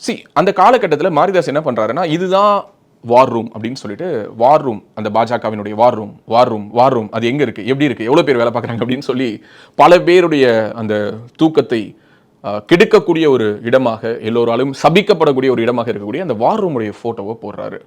போட்டு என்ன சொல்றாருன்னா, இதுதான் வார் ரூம், இங்க இருந்தா வந்து எல்லாரையும் நீங்க வந்து ஜாம்பிஸ் மாதிரி கடிச்சிட்டு இருக்காங்க, இவங்க வந்து கட்டுப்பாடை மீறி போயிட்டு இருக்காங்க அப்படின்னு சொல்லும்போது, நான் அப்போ ஒரு வீடியோ போட்டிருந்தேன். ஏங்க அப்படிலாம் ஒன்றும் இல்லைங்க, இங்கே இருக்கிறது ஒரு சின்ன ஒரு நெட்வொர்க். நீங்கள் சொல்கிற மாதிரி 2000 பேர் 3000 பேர் 1000 பேர்லாம் வச்சு வேலை பார்க்குற அளவுக்கெல்லாம் உண்மையாகவே சொல்கிறேன், இந்த கட்சி அந்த அளவுக்கு இன்னும் ஒரு எக்ஸ்பென்சிவான ஒரு பட்ஜெட் ஸ்கேலில் ஒர்க் பண்ணுற அளவுக்குலாம் இன்னும் கட்சி தயாராகலைங்க. அது மட்டும் இல்லைங்க, அங்கே வேலை பார்க்குறது கொஞ்சம் பேர் தான். வெளியில் தலைவரை பற்றி யாரோ ஒருத்தங்க இழிவாக பேசுகிறாங்கங்கிற பொழுது கருத்து சொல்லக்கூடிய எல்லோரையுமே நீங்கள் வார் ரூமோட அசோசியேட் பண்ணக்கூடாதுங்கிற மாதிரி ஜென்ரலாக என்னுடைய மனசில் இருந்த ஆதங்கங்கள் எல்லாத்தையும் கொட்டி நான் வீடியோ போட்டிருந்தேன். ஒரு கேள்வியும் இந்த இடத்துல நான் முன் வைக்கணும்னு நினைக்கிறேன். இப்போ பாஜகவுக்கு ஒரு வார் ரூம் இருக்கிற மாதிரியே திமுகவுக்கு ஒரு வார் ரூம் இருக்குங்க, அண்ணா திமுகவுக்கும் ஒரு வார் ரூம் இருக்குது. அவங்க ஐடி விங்குக்குன்னு ஒரு அலுவலகங்கள் இருக்குது. அவங்க எங்கிருந்து இயங்குறாங்க அப்படிங்கிறது யாருக்காவது தெரியுமா? இப்போ அதிமுக ஐடி விங் மேல அல்லது அதிமுக வார் ரூம் மேல குறை உள்ளவர்கள் இருப்பார்கள். திமுக ஐடி விங் மேல, திமுகவினுடைய வார் ரூம் மேல விமர்சனங்கள் இருப்பவர்கள் இருப்பாங்க. உண்மையாகவே திமுக மேலேயும் அதிமுக மேலேயும் அக்கறை இருக்கக்கூடிய யாரோ ஒரு அதிமுக தொண்டன் என்ன பண்ண மாட்டான்னா, இதுதான் அந்த வார் ரூம், பாத்தீங்களா இங்கதான் அந்த அலுவலகம் இருக்குது அப்படின்னு சொல்லி பொது வெளியில் எடுத்து போட மாட்டான். ஏன்னா ஒரு வார் ரூம்ங்கிறது ஒரு discreet part of the party. அதை இங்கே தான் வச்சிருக்கோம், இப்படி தான் வச்சிருக்கோம், அதில் இவ்வளோ பேர் வேலை பார்க்குறாங்க, அவ்வளோ பேர் வேலை பார்க்குறாங்க, இவர் தான் அதை ஹெட் பண்ணுறாரு, அதுக்கு நாங்கள் இவ்வளோ ரூபா பட்ஜெட் அலோகேட் பண்ணுறோம், எந்த ஒரு கட்சியும் சொல்ல வேண்டிய அவசியம் கிடையாது. எந்த கட்சி சொல்லியிருக்காங்க. ஆனால் பாஜகவில் மட்டும்தாங்க இதெல்லாம் ரொம்ப ஆச்சரியமா இருக்கு. பாஜகவுக்கு நல்லது பண்ணுறேன், பாஜக வளர்வதை நான் விரும்புகிறேன்னு சொல்லக்கூடிய ஒருத்தர் என்ன பண்ணுறாருன்னா, இதான் வார் ரூம் அப்படின்னு எடுத்து போடுறாரு. இன்னைக்கு இருக்கக்கூடிய சூழல் என்ன உங்களுக்கு தெரியும். பாஜகவை சேர்ந்த அல்லது தேசியவாத சிந்தனை கொண்ட யாராவது ஒருத்தங்க ஏதாவது ஒரு கருத்து சொன்னால் அவங்கள உடனடியாக ஏதாவது ஒரு கேஸ்ல சிக்க வைக்கிறதுக்கு இங்க இருக்கக்கூடிய காவல்துறை கங்கணம் கட்டிக்கிட்டு வேலை பார்க்குது. இதற்கு மாரிதாஸே ஒரு எக்ஸாம்பிள்.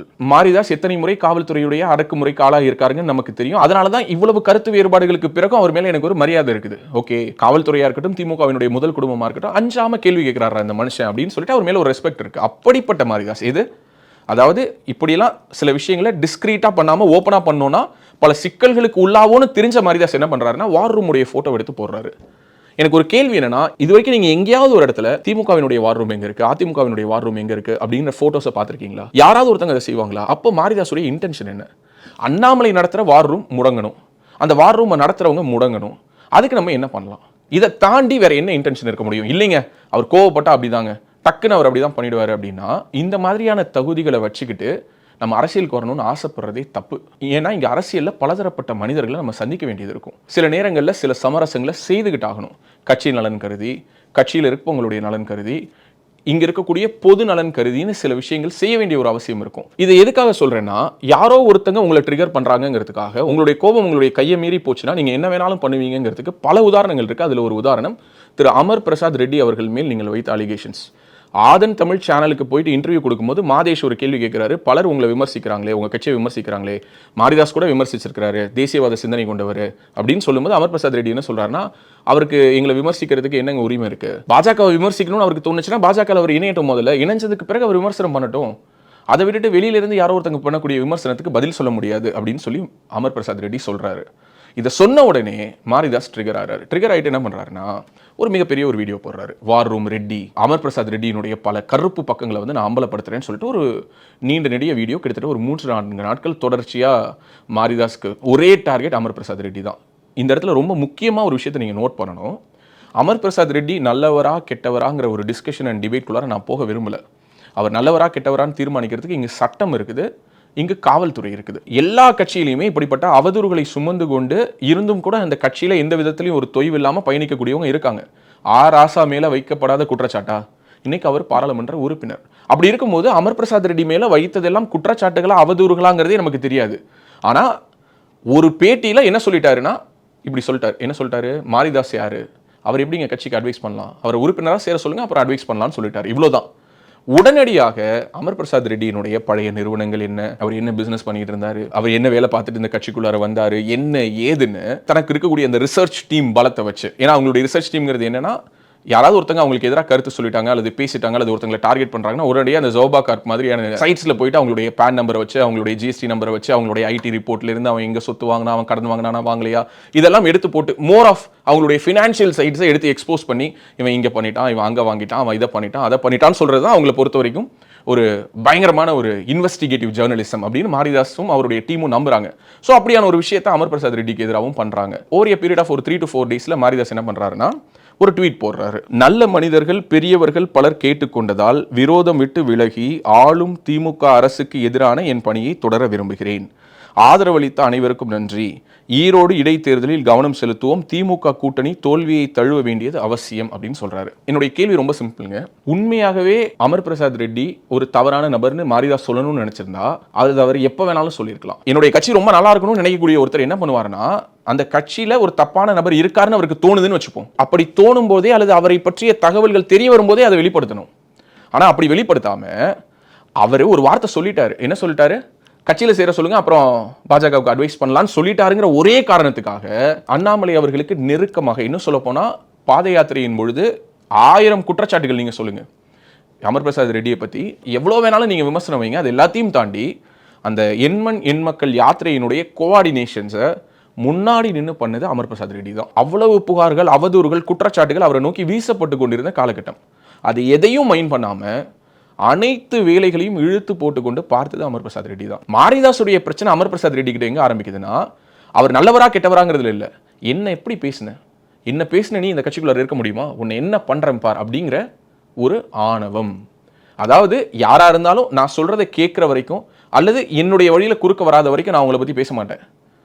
நீங்க நல்லவங்களா கெட்டவங்களாங்கிறதுல எனக்கு பிரச்சனை இல்லை. எங்க வழியில குறுக்க வந்துட்டீங்க, என்னை பத்தி நீங்க ஏதாவது ஒரு கமெண்ட் சொல்லிட்டீங்கன்னா உங்களை நான் என்ன பண்றேன் பார், கிழிச்சு தொங்க விட்டுருவேன் அப்படிங்கிறது ஒரு பிளாக்மெயில் ஜேர்னலிசம் இல்லையா? இன்னொன்னு, அமர் பிரசாத் ரெட்டியை பத்தி சர்டிபிகேட் கொடுக்கறதுக்கு மாரிதாஸ் யாரு? கள அரசியல் அப்படிங்கிறது வேற. களத்துல ஒரு ஊர்ல யாத்திரை நடத்தணும் அப்படின்னா அங்க எவ்வளோ பர்மிஷன்ஸ் இருக்கும். ஒரு ரூட்டை சூஸ் பண்ணுவோம், ஒரு ரூட்டுக்கு அல்டர்னேட் ரூட் கொடுப்பாங்க. அந்த அல்டர்னேட் ரூட்ல போனா இந்த மாதிரியான ஒரு யாத்திரை நடந்ததே அந்த தொகுதி மக்களுக்கு தெரியாம போயிடும். ஸோ அப்போ அந்த ப்ரெஷர்ஸ் எல்லாத்தையும் பார்த்து பார்த்து ஹேண்டில் பண்ணி அந்த யாத்திரையினுடைய ஒட்டுமொத்த ஒருங்கிணைப்பையும் செய்தவர்கள் அந்த யாத்திரையினுடைய ஒருங்கிணைப்பாளராக இருந்த நரேந்திரன் மற்றும் அந்த யாத்திரையினுடைய இணை ஒருங்கிணைப்பாளராக இருந்த அமர் பிரசாத் ரெட்டி. அடுத்தது பேசு தமிழா பேசல வேலை பார்த்துட்டு வெளியில் போன அந்த எக்ஸ் எம்ப்ளாயி தன்னுடைய வீடியோவில் ஒரு கம்ப்ளீட்டாக எந்த விதத்திலும் துளி உண்மை இல்லாத ஒரு விஷயத்தை பதிவு பண்ணுறாரு. என்னன்னா, பேசு தமிழா பேசு வந்து எண்மண் எண் மக்களை லைவ் பண்ணுறதுக்கான ஒட்டுமொத்த அந்த கான்ட்ராக்ட் எடுத்திருந்தோம்.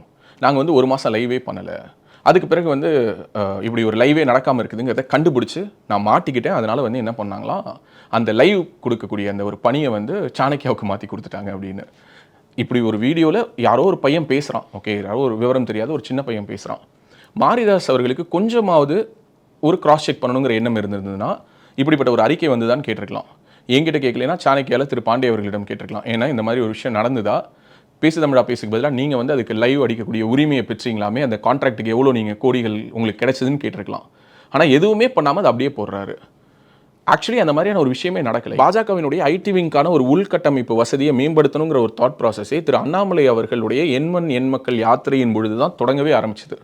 அப்போ எண்மண் எண் மக்கள்ல அவர் கிட்டத்தட்ட 100 நாட்களுக்கு மேல நடக்க போறாரு. அதுக்கு தொடர்ந்து லைவ் பண்ணணும். அதுக்கு ஒரு லைவ் ஓபி வேன் மாதிரி ஏதாவது ரெண்டல் பண்ணலாமா அப்படிங்கிற ஒரு டிஸ்கஷன்ல ஆரம்பிச்சு அதனுடைய கோஆர்டினேஷன் டீம், ஓகே இது எல்லாத்தையுமே நான் பண்ணுன்னு அர்த்தம் இல்லைங்க, இதுக்குன்னு தனியாக ஒரு பெரிய டீம் ஒர்க் பண்ணாங்க, நூற்றுக்கணக்கானவர்கள் வேலை பார்த்தாங்க. நானும் அதில் ஒரு ஓரமாக நின்று வேடிக்கை பார்த்ததுனால எனக்கு தெரியும், அதை நான் சொல்கிறேன். இந்த ஒட்டுமொத்த நிகழ்வும் டிஜிட்டல் மூலமாக தான் மக்கள் கிட்ட போய் சேரும். ஏன்னா டெலிவிஷன் சேனல்ஸ் கண்டினியூஸாக லைவ் காட்ட மாட்டாங்க. அண்ணாமலை அவர்கள் நடக்க போகிற அந்த 2 மணி நேரம் ஒரு தொகுதியிலும் 2 மணி நேரம் 3 மணி நேரம் நடக்கிறாருன்னா ஃபுல்லாக காட்ட போகிறது இல்லை. ஸோ அப்போ இந்த லைவ் ஸ்ட்ரீமிங் மூலமாக நம்ம மக்கள் கிட்ட கொண்டுட்டு போய் சேர்க்கணும், அதற்கான வேலைகளை நம்ம செய்யணும்னு சொல்லி முடிவெடுத்து இந்த லைவ் ஓபி வேன் வச்சிருக்கக்கூடியவங்க கிட்ட எல்லாம் ரெண்டலுக்கு பேசும்போது அவங்கலாம் சொன்ன ப்ரைஸ் வந்து ரொம்ப எக்ஸ்ட்ராவர்டினன்ட் ப்ரைஸாக சொன்னாங்க. அந்த தொகையை கொடுத்து அவங்கள ரெண்டலுக்கு கூப்பிட்றத விட ஏன் ஒரு மினி செட்டப்பை உருவாக்கக்கூடாதுன்னு சொல்லி பல இடங்களில் முட்டி மோதி அந்த எக்யூப்மெண்ட்ஸ் எல்லாத்தையும் வாங்கி ஒரு வெஹிக்கிள் ரெடி பண்ணி அந்த வெஹிக்கிளில் வச்சுக்கிட்டு ஒரு சின்ன ஒரு ஆம்னி வேனில் உட்காந்து இந்த ஒட்டுமொத்த சிஸ்டத்தையும் ஆப்ரேட் பண்ண பசங்க அந்த டீம் இன்னைக்கு எங்கெங்கேயோ இருக்காங்க. ஓகே, ஏன்னா யாத்திரை முடிஞ்சிருச்சு, அதுக்கு பிறகு அவங்களோட வேலையும் முடிஞ்சிருச்சு, அவங்களாம் எங்கேயோ போயிட்டாங்க. இந்த ப்ராசஸை மேற்பார்வையிடுறதுக்கு பலர் இருந்தாங்க. ஏன் அந்த இன்னும் பலரை நான் குறிப்பிடலைன்னா அவங்களுடைய பிரைவசி கருதி அவங்களுடைய பேரை அவங்க குறிப்பிட விரும்பாததுனால அவங்களுடைய பேர்களை நான் இங்கே சொல்லாமல் தவிர்க்கிறேன். ஸோ அதனால் வீடியோ பார்க்கும்பொழுது நீங்கள் தப்பாக எடுத்துக்காதீங்க. நூற்றுக்கணக்கான நபர்களுடைய உழைப்பு அந்த எண்மண் எண் மக்கள் யாத்திரை. எண்மண் எண் மக்கள் யாத்திரை நடைபெற்ற காலகட்டங்களில் மாரிதாஸ் அந்த யாத்திரையை எவ்வளவோ கொச்சைப்படுத்தணுமோ அவ்வளோ கொச்சைப்படுத்தினார். ரொம்ப டைட்டாக அப்படி க்ளோஸாக ஒரு 100 பேர் 200 பேரை வச்சு ஃபோட்டோ எடுக்கிறாங்க, வீடியோ எடுக்கிறாங்க, இப்படியெல்லாம் கூட்டம் காட்டுறதுக்கு எங்களுக்கு தெரியாதா அப்படின்னு சொல்லி தொடர்ச்சியாக அந்த யாத்திரையை விமர்சித்து கொண்டே இருந்தார். அதற்கான ஆதாரங்கள் அவருடைய சேனலில் போயிட்டு நீங்கள் வீடியோக்கள் பார்த்தீங்கனாலே தெரியும். எல்லா வீடியோக்கள்லையுமே இந்த யாத்திரையில் இது சரியில்லை அது சரியில்லைன்னு 1000 விமர்சனங்கள். நான் மறுபடியும் சொல்கிறேங்க, பாஜக மாதிரியான ஒரு கட்சி நீங்கள் எல்லோரும் சொல்வது போல தமிழகத்தில் அவ்வளவு எதிர்ப்புகளுக்கு மத்தியில், எதிர் சித்தாந்தங்களுக்கு மத்தியில், எதிர்ப்பை மட்டுமே இந்த மண்ணில் பாஜகவுக்கு எதிராக மற்ற கட்சிகளும் ஊடகங்களும் விதைச்சிருக்கக்கூடிய சூழலில் தமிழ்நாட்டில் உள்ள 234 தொகுதிக்கும் நான் நடந்து போகிறேன்னு ஒரு மாநில தலைவர் எடுத்த முடிவு சாதாரணமான முடிவா? அதை செய்து காட்டினார். ஒரு நாளைக்கு 2 தொகுதியெல்லாம் நடந்தார். அந்த உழைப்பை சிறுமைப்படுத்தணுங்கிற ஒரு எண்ண ஓட்டம் வந்ததுக்கு பிறகு உங்களுக்கு அதில் இருக்கக்கூடிய குறைகள் மட்டும்தான் தெரிஞ்சதே தவிர ஒரு நாள் இந்த யாத்திரையை பற்றி நீங்கள் பாசிட்டிவாக ஒரு விஷயம் பேசியிருப்பீங்க? கிடையவே கிடையாது. அவருடைய தாட் ப்ராசஸ்லேயே சொன்னோன்னா இந்த யாத்திரைக்கு பண்ண செலவு எல்லாத்தையும் பிரித்து ஒரு 10 லட்சம் கொடுத்து இந்த பெரியார் சிலையை அகற்றுவது தொடர்பாக கூட்டங்கள் போட்டிருந்தா ஒரு 2 லட்ச ரூபாயை கட்சிக்காரன் சாப்பிட்டாலும் ஒரு 8 லட்ச ரூபாய் செலவு பண்ணி கூட்டம் நடத்தியிருப்பான் அப்படின்னு அவர் வீடியோவில் பேசுகிறார். அதனால சொல்கிறேன். ஸோ 2 லட்ச ரூபாய் திருடுவாங்க அப்படிங்கிறது அவர் ஒரு இயல்பாக போகிற போக்கில் சொல்கிறாரு. மீதி 8 லட்ச ரூபாய் செலவு பண்ணுவாங்கன்னு சொல்கிறாரு. அப்படி எண்மண் எண் மக்களுக்கு செய்த செலவையும் இப்படி செஞ்சிருக்கலாமே அப்படின்னு சொல்லி சொல்கிறாரு. இதில் ஒரு மிக முக்கியமான ஒரு விஷயத்தை நான் பதிவு பண்ணணும்னு நினைக்கிறேன். எண்மண் எண் மக்கள் யாத்திரையின் மூலமாக தமிழ்நாடு முழுவதும் 234 தொகுதியிலும் நடந்து திரு அண்ணாமலை அவர்கள் சாதித்த மிக முக்கியமான விஷயம் என்னன்னா, தாமரைங்கிற ஒரு சின்னத்தை மக்களிடையே கொண்டு போய் சேர்த்திருக்கிறாரு. மத்தியில் ஆண்ட பாரதிய ஜனதா கட்சி கொண்டு வந்த நலத்திட்டங்களை மக்கள்கிட்ட கொண்டு போய் சேர்த்திருக்காரு. ஒவ்வொரு ஊர்லேயும் அந்த யாத்திரைக்கு முன்னாடியும் பின்னாடியும் அந்த மக்களுடைய மனநிலை என்னவாக மாறி இருக்குங்கிறத சயின்டிஃபிக்காக அனலைசிஸ் பண்ணியிருக்காங்க. அங்கு பாஜகவினுடைய நலத்திட்டங்கள் பெற்றவர்களுடைய வீடுகளுக்கே போய் உரையாடி இருக்காங்க. ஓகே, ஒரு சின்ன கிராமம் இமேஜின் பண்ணுங்க, ஒரு சின்ன கிராமம், அந்த சின்ன கிராமத்தில் யாரோ ஒருத்தங்களுக்கு ஒரு பாஜகவினுடைய ஒரு நலத்திட்டம் போய் சேர்ந்திருக்கு. பிரதான் மந்திரி ஆவாஸ் யோஜனால உங்களுக்கு வீடு கிடைச்சிருக்குன்னு வச்சுப்போம். இவ்வளோ நாட்களாக அவங்க அந்த வீட்டில் இருந்திருப்பாங்க. அந்த வீடு வந்து மோடி வீடு அப்படின்னு சொல்லி அவங்க சொல்லிட்டு இருந்திருப்பாங்க. அப்போது ஒரு சோஷியல் மீடியா டீம் அவங்கள போய் பார்த்து அவங்கள உட்கார வச்சு பேச வச்சு அவங்கள ஒரு வீடியோ எடுத்துகிட்டு வரும்போது ஒரு சின்ன கிராமத்துக்குள்ள அது என்ன மாதிரியான ஒரு டிஸ்கஷனை ஏற்படுத்தும்னா, என்னப்பா யாரோ வந்து உன்னை வந்து வீடியோ எடுத்தாங்களாமே, ஏதோ கேமராக்காரங்களாம் வந்தாங்களாமே அப்படின்னா, ஆமாப்பா யாரோ வந்தாங்க, மோடி கொடுத்தார்ல வீடு அப்படின்னு சொல்லி அது ஒரு டிஸ்கஷனாக பேசி அங்கே இருக்கக்கூடிய மக்களிடையே அது ஒரு விவாதமாக ஒரு செய்தியாக பரவும். அந்த வீடியோக்களை பதிவு பண்ணி அண்ணாமலை அவர்கள் பேசக்கூடிய அந்த வாகனத்துக்கு பக்கத்தில் 2 பக்கமும் 2 LED ஸ்கிரீன்ஸ் வச்சு அதில் இந்த பெனிஃபிஷரியுடைய வீடியோஸ் எல்லாத்தையும் பிளே பண்ணாங்க. ஒவ்வொரு ஊரிலும் தமிழகத்திற்கு மோடி என்ன செய்தாருங்கிற புத்தகத்தை லட்சக்கணக்கில் பிரிண்ட் பண்ணி அண்ணாமலை நடந்து வரக்கூடிய பாதையில் இருக்கக்கூடிய வீடுகளில் அங்கு திரண்டு நிற்கக்கூடிய பொதுமக்களுக்கு விநியோகம் பண்ணாங்க. பாஜகவினுடைய சின்னமான தாமரை பொறிக்கப்பட்ட டீ கப்ஸாக இருக்கட்டும், தீப்பெட்டிகளாக இருக்கட்டும், சின்ன சின்ன ரிஸ்பேண்டாக இருக்கட்டும், இந்த மாதிரியான பொருட்களின் மூலமாக ஒவ்வொரு வீடுகளுக்குள்ளாரையும் இந்த தாமரை சின்னத்தை கொண்டுட்டு போய் சேர்க்கறதுக்கான முயற்சிகளை தொடர்ந்து செய்தாங்க. ஒவ்வொரு ஊர்லேயும் எண்மண் எண் மக்கள் யாத்திரை நடந்த பொழுது அங்கு கயாஸ்க் போட்டு மத்திய அரசு நலத்திட்ட பிரிவின் சார்பாக அங்கேயே ஃபார்ம்ஸ் ஃபில் பண்ணி பெனிஃபிஷியரிஸ்க்கு அந்த நலத்திட்ட உதவிகளை பெற்றுத் தருவதற்கான முயற்சிகளை முன்னெடுத்தாங்க. ஸோ இதெல்லாம் சேர்ந்து தான் பாஜகவினுடைய வாக்கு சதவீதம் உயர்வதற்கு காரணமாக இருந்தது. வாக்கு சதவீதம் உயர்ந்திருக்கு, ஆனால் உயர்ந்தது 11% இல்லை, அது 9% தான். ஊரக உள்ளாட்சி தேர்தல் அது 7 இருந்தது, அது வந்து இப்போ 9 ஆயிடுச்சு. ஏதோ ஒன்று, நீங்கள் 10ன்னு சொல்லுங்க, 11ன்னு சொல்லுங்க, 8ன்னு சொல்லுங்க, ஆனால் கடந்த தேர்தலை விட கூடி இருக்குதுன்னு ஒத்துக்கிறீங்களே, அது எப்படி தானாகவே கூடிடுமா? அண்ணாமலையால் தான் அது நடந்திருக்குன்னு சொல்றதுல என்ன பிரச்சனை இருக்கு? கட்சியினுடைய மூத்த தலைவர்களே அதை ஒத்துக்கும் போது, நான் கட்சியினுடைய நலனுக்காக பேசுறேன், நான் கட்சியினுடைய நலனுக்காக பேசுறேன்னு சொல்லிட்டு, யாருடைய நலனுக்காக இப்படி ஒரு சில பேர் பேசிட்டு இருக்காங்கங்கிற ஒரு கேள்வி வருதா இல்லையா? இதை தாண்டி ஒவ்வொரு ஊர்லயும், ஒவ்வொரு தொகுதியிலையும் தன்னுடைய நடைபயணத்தை முடிச்சுட்டு அந்த வேன்ல ஏறி திரு அண்ணாமலை அவர்கள் பேசும் பொழுது, மத்திய அரசினுடைய நலத்திட்டங்கள் பெற்றவர்களை ஸ்டேஜ்ல கூப்பிட்டு அவங்கள கௌரவிச்சாங்க. இவங்கெல்லாம் மோடியின் முகவரி, நம்மளுடைய பாரத பிரதமர் மோடி அவர்களுடைய முகவரி என்னன்னு யாராவது கேட்டா அது இவங்க தான். எந்தெந்த வீடுகளுக்கெல்லாம் மத்திய அரசினுடைய நலத்திட்டங்கள் போயிருக்கோ அங்கெல்லாம் மோடி வசிக்கிறார் அப்படின்னு சொல்லி ஒட்டுமொத்த இந்தியாவுக்குமே ஒரு புது ஐடியாவை இனிஷியேட் பண்ணாங்க. இப்போ அடுத்த உடனே மாரிதாஸுடைய கேள்வி என்னவாக இருக்கும்னா, இதெல்லாம் பண்ணாங்க ஆனால் ஒழுங்காக இம்ப்ளிமெண்ட் பண்ணாங்களான்னு. பிரதர், இப்போதான் பாரதிய ஜனதா கட்சியில் இப்படியான இனிஷியேட்டிவ்ஸை முன்னெடுக்கிறாங்க. இப்போதான் இந்த மாதிரியான வேலைகள் செய்யப்படுகிறது. இதற்கு முன்பாக இருந்த தலைவர்கள் ஒவ்வொரு விதமாக அரசியல் செய்தார்கள். எல் முருகன் வேல் யாத்திரை போனார். அதற்கு முன்னாடி தமிழிசை அவர்கள் அவங்களுடைய ஸ்டைல் ஆஃப் பாலிடிக்ஸை தமிழ்நாட்டில் தாமரை மலர்ந்தே தீரும்ங்கிற ஒரு வாசகத்தை முழங்கினாங்க. இப்படி இதற்கு முன்பாக இருந்த ஒவ்வொரு தலைவரும் இப்படி ஒவ்வொரு விதத்தில் அவங்கவுங்களுக்கு பிடித்த விதத்தில் தெரிந்த விதத்தில் அவங்களுடைய அரசியலை முன்னெடுத்தாங்க. அந்த வகையில் திரு அண்ணாமலை அவர்கள் டெக்னாலஜி ரொம்ப முக்கியங்கிறத உணர்ந்து காலப்போக்கில் டிஜிட்டல் கேம்பெயின் தான் இங்கே எலெக்ஷனுடைய வெற்றி தோல்வியை தீர்மானிக்கிற அளவுக்கு மாறும். ஸோ அப்போது அதற்கான ஒரு வலுவான ஒரு கட்டமைப்பை நம்ம ஏற்படுத்தணும், நம்மளுடைய ஐடிவிங்க வலுப்படுத்தணும் அப்படின்னு சொல்லி அவர் ஒரு வார் ரூம் அமைச்சது ஒரு மிகப்பெரிய தவறாக என்ன? அந்த ஒரு வார் ரூம்னால எவ்வளவு ஆதாரமற்ற அவதூறுகளை அண்ணாமலை அவர்கள் மேலே எண்ணற்றோர் அள்ளி தெளிக்கிறாங்க. அந்த லிஸ்ட்டில் ஒருத்தராக மாரிதாஸ் இருப்பார் நான் சத்தியமாக நினைக்கல. ஆனால் தொடர்ச்சியாக சமீபத்திய சில நாட்களுக்கு முன்பாக அவர் போட்ட ட்வீட்டுகளில் கூட யாரோ ஒருத்தர் ஏதோ ஒரு பதிவில் போய் ஏதோ ஒரு கமெண்ட் பண்ணா கூட, இதோ வார் ரூம் பாய்ஸ் களமிறங்கி விட்டார்கள், இதோ வார் ரூம் தடி மாடுகள் வேலையை காட்ட ஆரம்பித்து விட்டார்கள் அப்படின்லாம் எழுதும்போது, இவருடைய பிரச்சனை வார் ரூம் இல்லை, இவருடைய பிரச்சனை எப்படா அண்ணாமலைக்கு இந்த மாதிரியான ஒரு கூட்டம் கூடுது, எப்படி அண்ணாமலையை இவ்வளோ பேர் கொண்டாடுறாங்க, இப்படி கட்சியினுடைய வளர்ச்சிக்காக தானே நான் பேசுகிறேன், கட்சியினுடைய வளர்ச்சிக்காக தானே பேசுகிறேன்னு சொல்லி எல்லா கட்சியிலும் இருக்கிற மாதிரி பாஜகலையும் அண்ணாமலையை பிடிக்காதவங்க இருப்பாங்க இல்லையா, அவங்களுக்கெல்லாம் தீனி போடக்கூடிய ஒரு அரசியலை தொடர்ந்து செய்கிறது மாரிதாஸ் மாதிரியான ஒரு தேசியவாதிக்கு அழகா. ஆனால் என்ன பண்ணுறீங்க அப்படின்னா, போகிற போக்கில் யாரோ ஒரு பையன் ஒரு சேனலில் உட்காந்துட்டு பேசுகிறான். அதில் அவன் என்ன சொல்கிறான்னா, இப்படியான ஒரு அறிவிப்பு, அதாவது என்னென்னா பேசு தமிழா பேசுக்கு கொடுக்கப்பட்டிருந்த நேரலை செய்யக்கூடிய அந்த வாய்ப்பை பேசு தமிழா பேசு ஒழுங்காக செய்யவில்லை என்று கேன்சல் பண்ணிவிட்டு சாணக்கியாவுக்கு அந்த ஆர்டரை கொடுத்துட்டாங்க அப்படின்ற மாதிரி அந்த பையன் பேசின அந்த பேச்சை துளியும் கிராஸ் செக் பண்ணாமல் ஃபேக்ட் செக் பண்ணாமல் நீங்கள் அதை எடுத்து போடுறீங்க. போட்டுட்டு அதையும் சொல்கிறீங்க, உங்களுடைய வீடியோவில் நீங்கள் அதை கோட் பண்ணுறீங்க, பாருங்கள் லைவே போகலை, இப்படியெல்லாம் நடந்திருக்கு அப்படின்னு சொல்லிட்டு. இது எப்படி ஒரு சரியான ஒரு அப்ரோச்சாக இருக்க முடியும்? மாரிதாஸுடைய எண்ணம் எப்படி சரியான ஒரு எண்ணமாக இருக்க முடியும்? நீங்களே சொல்லுங்கள். அப்படிப்பட்ட ஒரு அறிவிப்பு வெளியிடப்பட்டிருந்ததுன்னா அந்த அறிவிப்பு எங்கே? அதை காட்டுங்க. அமர் பிரசாத் ரெட்டியினுடைய ட்விட்டர் ஹேண்டில் இருக்கணும், இல்லை பிஜேபியினுடைய ட்விட்டர் ஹேண்டில் இருக்கணும், இல்லை சாணக்கியாவில் திரு ரங்கராஜ் பாண்டே அவர்கள் ஆமாம் நான் தான் அந்த லைவை பண்ணேன்னு அவர் சொல்லணும். அப்படி எதுவுமே இல்லை. ஏன்னா எண்மண் எண் மக்கள் வேர்ஷன் 1 தான் முடிஞ்சிருக்கு. வருஷம் தமிழ்நாட்டில் ஒரு ஆட்சி மாற்றம் நடைபெறும் முறை நான் நடக்க போகிறேன்னு அவர் சொன்னதுனால தான் நாங்கள் அந்த செட்டப்பே ரெடி பண்ணோம். மறுபடியும் சொல்கிறேன், நான் அப்படிங்கிறது அதில் ரொம்ப லீஸ்ட் பார்ட், ஒரு ஓரத்தில் நின்னவன் தான்.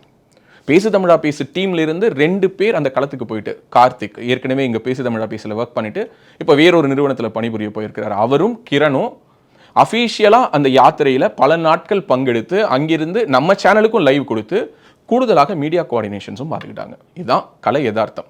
இதை லைவ் அடிக்கிறதுக்காக பேசு தமிழா பேசுக்கு எந்த விதமான ஒப்பந்தமும் போடப்படவில்லை, இதற்காக எந்த ஒரு தொகையும் கொடுக்கப்படலை. இதுதான் உண்மையான நிலவரம். அப்படி இருக்கும்போது போகிற போக்கில் யாரோ ஒரு பையன் பேசின வீடியோ எடுத்து கோட் பண்ணுறீங்க. அதுலேயுமே மாரிதாசனுடைய இன்டென்ஷன் எப்படி இருக்குதுன்னு பார்த்தீங்கன்னா, அந்த வீடியோவில் பேசியிருக்கக்கூடியவங்க பேசு தமிழா பேசுவினுடைய எக்ஸ் எம்ப்ளாயி மற்றும் என்னுடைய எக்ஸ் நண்பர் கிஷோர் கே சாமி.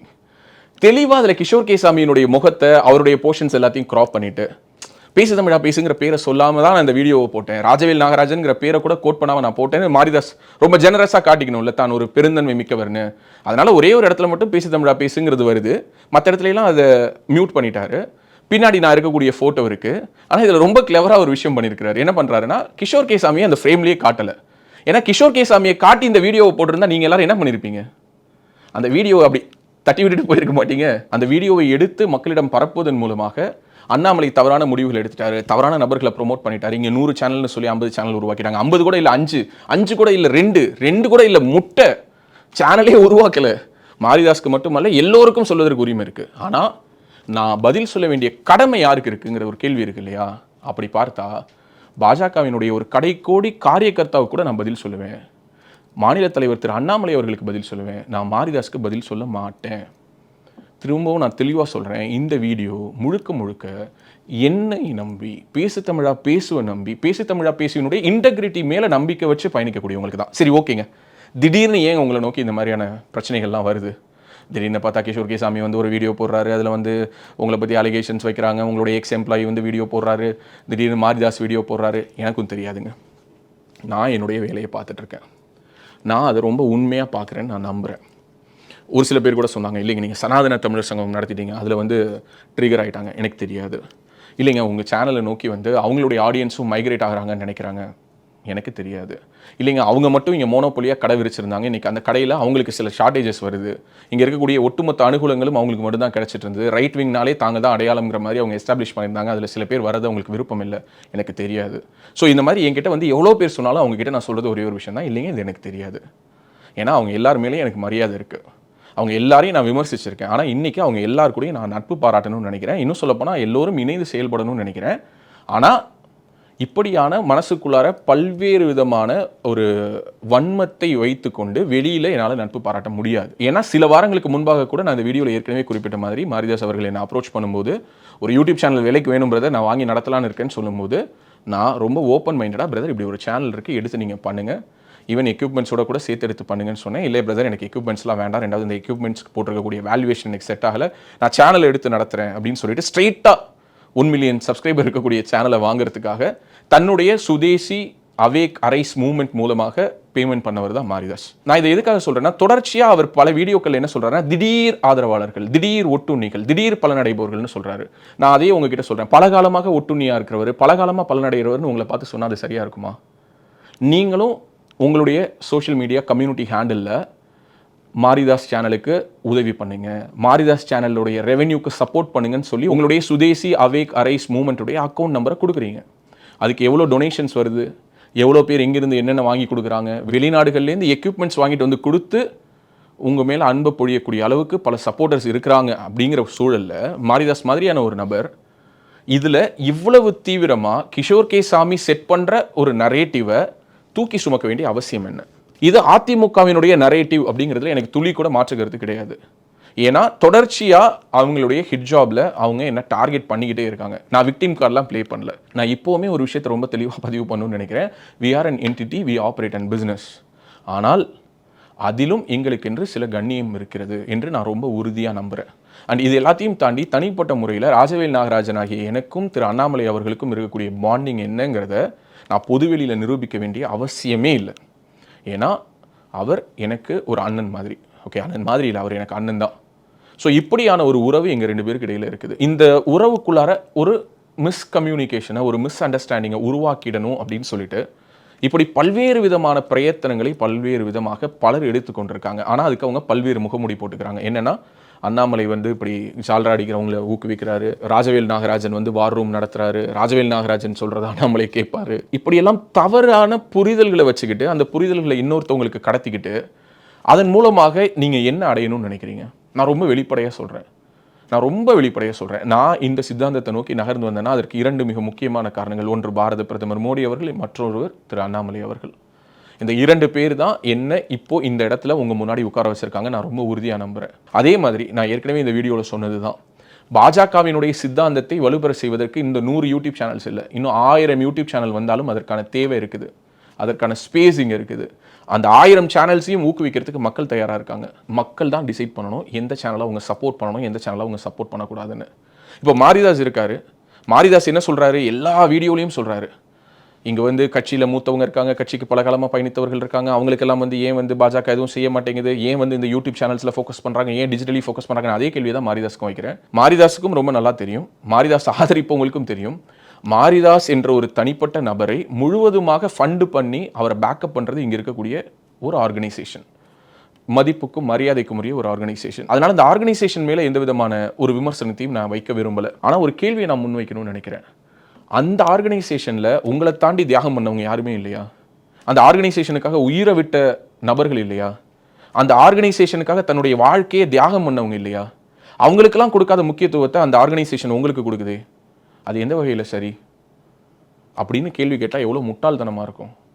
முட்டாள்தனமான ஒரு கேள்வி. ஏன் அது முட்டாள்தனமான ஒரு கேள்வினா, ஆர்கனைசேஷன்ங்கிறது எல்லா விதமான நபர்களையும் அரவணைச்சுக்கும். ஒவ்வொரு நிறுவனமும், ஒவ்வொரு இயக்கமும் தன் சார்பாக ஆன்லைன்ல பேசுறதுக்கு, ஆஃப்லைன்ல பேசுறதுக்கு, களத்துல இறங்கி போராடுறதுக்கு, இப்படி ஒவ்வொரு தளத்துக்கும் ஒரு மாதிரியான ஒரு ஒர்க் ஃபோர்ஸை, ஒரு கேடர் ஃபோர்ஸை உருவாக்குவாங்க. அப்படி உங்களுக்கு கொடுக்கப்படக்கூடிய முக்கியத்துவம் எதன் அடிப்படையில் கொடுக்கப்படுகிறதுங்கிறத ரொம்ப திறந்த மனசோட நான் ரொம்ப அக்செப்ட் பண்ணுறேன். எஸ், மாரிதாஸ் என்பவர் இந்த தத்துவத்துக்கு, இந்த சித்தாந்தத்துக்கு வலு சேர்ப்பதற்கு அவர் என்னைக்கும் வேணும்னு நான் விரும்புகிறேன். ஆனால் மாரிதாஸுடைய இன்டென்ஷன்ஸ் எப்படி இருக்குதுங்கிறத மக்களாகிய நீங்களே முடிவு பண்ணிக்கோங்கன்னு உங்களுடைய முடிவுக்கே நான் விட்டுறேன். கடைசியாக ஒரே ஒரு விஷயத்தை மட்டும் சொல்லி நான் இந்த வீடியோ நிறைவு கொண்டு வரணும்னு நினைக்கிறேன். இந்த வீடியோவை பார்த்ததற்கு பிறகு கண்டிப்பாக திரு மாரிதாஸ் அவர்கள் பல வீடியோக்கள் இது தொடர்பாக போடுவார். இதுக்கு மேலே நான் எந்த ஒரு விளக்கமும் நான் என் செயலேருந்து கொடுக்க போகிறதில்லை. அடுத்தடுத்து ஆக்கப்பூர்வமான செயல்கள் செய்யணும்னு நான் நினைக்கிறேன். உண்மையாகவே வெறும் வாய் வார்த்தையாக சொல்ல. பாரதிய ஜனதா கட்சி தமிழ்நாட்டில் தன்னுடைய அரசியலை முன்னெடுக்கிறதுக்கு இங்கே இருக்கக்கூடிய ஊடகங்கள் சப்போர்ட்டாக இல்லைங்கிற ஒரு ஆதங்கம் எல்லோருக்கிட்டையும் இருக்குது. என்கிட்ட இருக்குது, இந்த வீடியோ பார்த்துட்டு இருக்க உங்ககிட்ட இருக்குது, இந்த ஆதங்கம் மாரிதாஸ் கிட்ட இருக்குது, இந்த ஆதங்கம் தமிழக பாஜக தலைவர் திரு அண்ணாமலை அவர்களிடமும் இருக்குது. அதனால தான் இப்படி ஒரு ப்ராஜெக்ட் பண்ணணும் அப்படிங்கிற மாதிரியான ஒரு இம்ப்ளிமெண்டேஷனுக்கு வந்தோம். அந்த ப்ராஜெக்டினுடைய சில மைக்ரோவான டீட்டெயில்ஸை இந்த வீடியோவில் நான் பதிவு செய்யாமல் நான் கடந்து போனதுக்கான காரணம் என்னென்னா, இந்த ப்ராஜெக்ட் மூலமாக எவ்வளவு இன்ஃப்ளூயன்சர்ஸ் தமிழ்நாட்டில் விதைக்கப்பட்டிருக்காங்கிறது அந்த அண்ணாமலையாருக்கு மட்டுமே வெளிச்சம். அதனால் நான் அதை அப்படியே கடந்து போகிறது தான் பாஜகவினுடைய வளர்ச்சிக்கு நல்லது. பாஜகவினுடைய வலுவான குரலாக அவங்க ஒலிக்க போகிற காலம் வெகு தொலைவில் இல்லை. வெறும் அரசியல் சார்ந்த கருத்துக்கள் மட்டுமல்ல, அவங்கவுங்க வெவ்வேறு துறைகளில் வெவ்வேறு விதமான ஜர்னர் ஆஃப் கண்டென்ட்ஸை உருவாக்கி அந்த கண்டென்ட் மூலமாக பாஜகவினுடைய சித்தாந்தத்தை அவர்கள் தொடர்ந்து தமிழ்நாட்டில் பேசத்தான் போகிறார்கள்.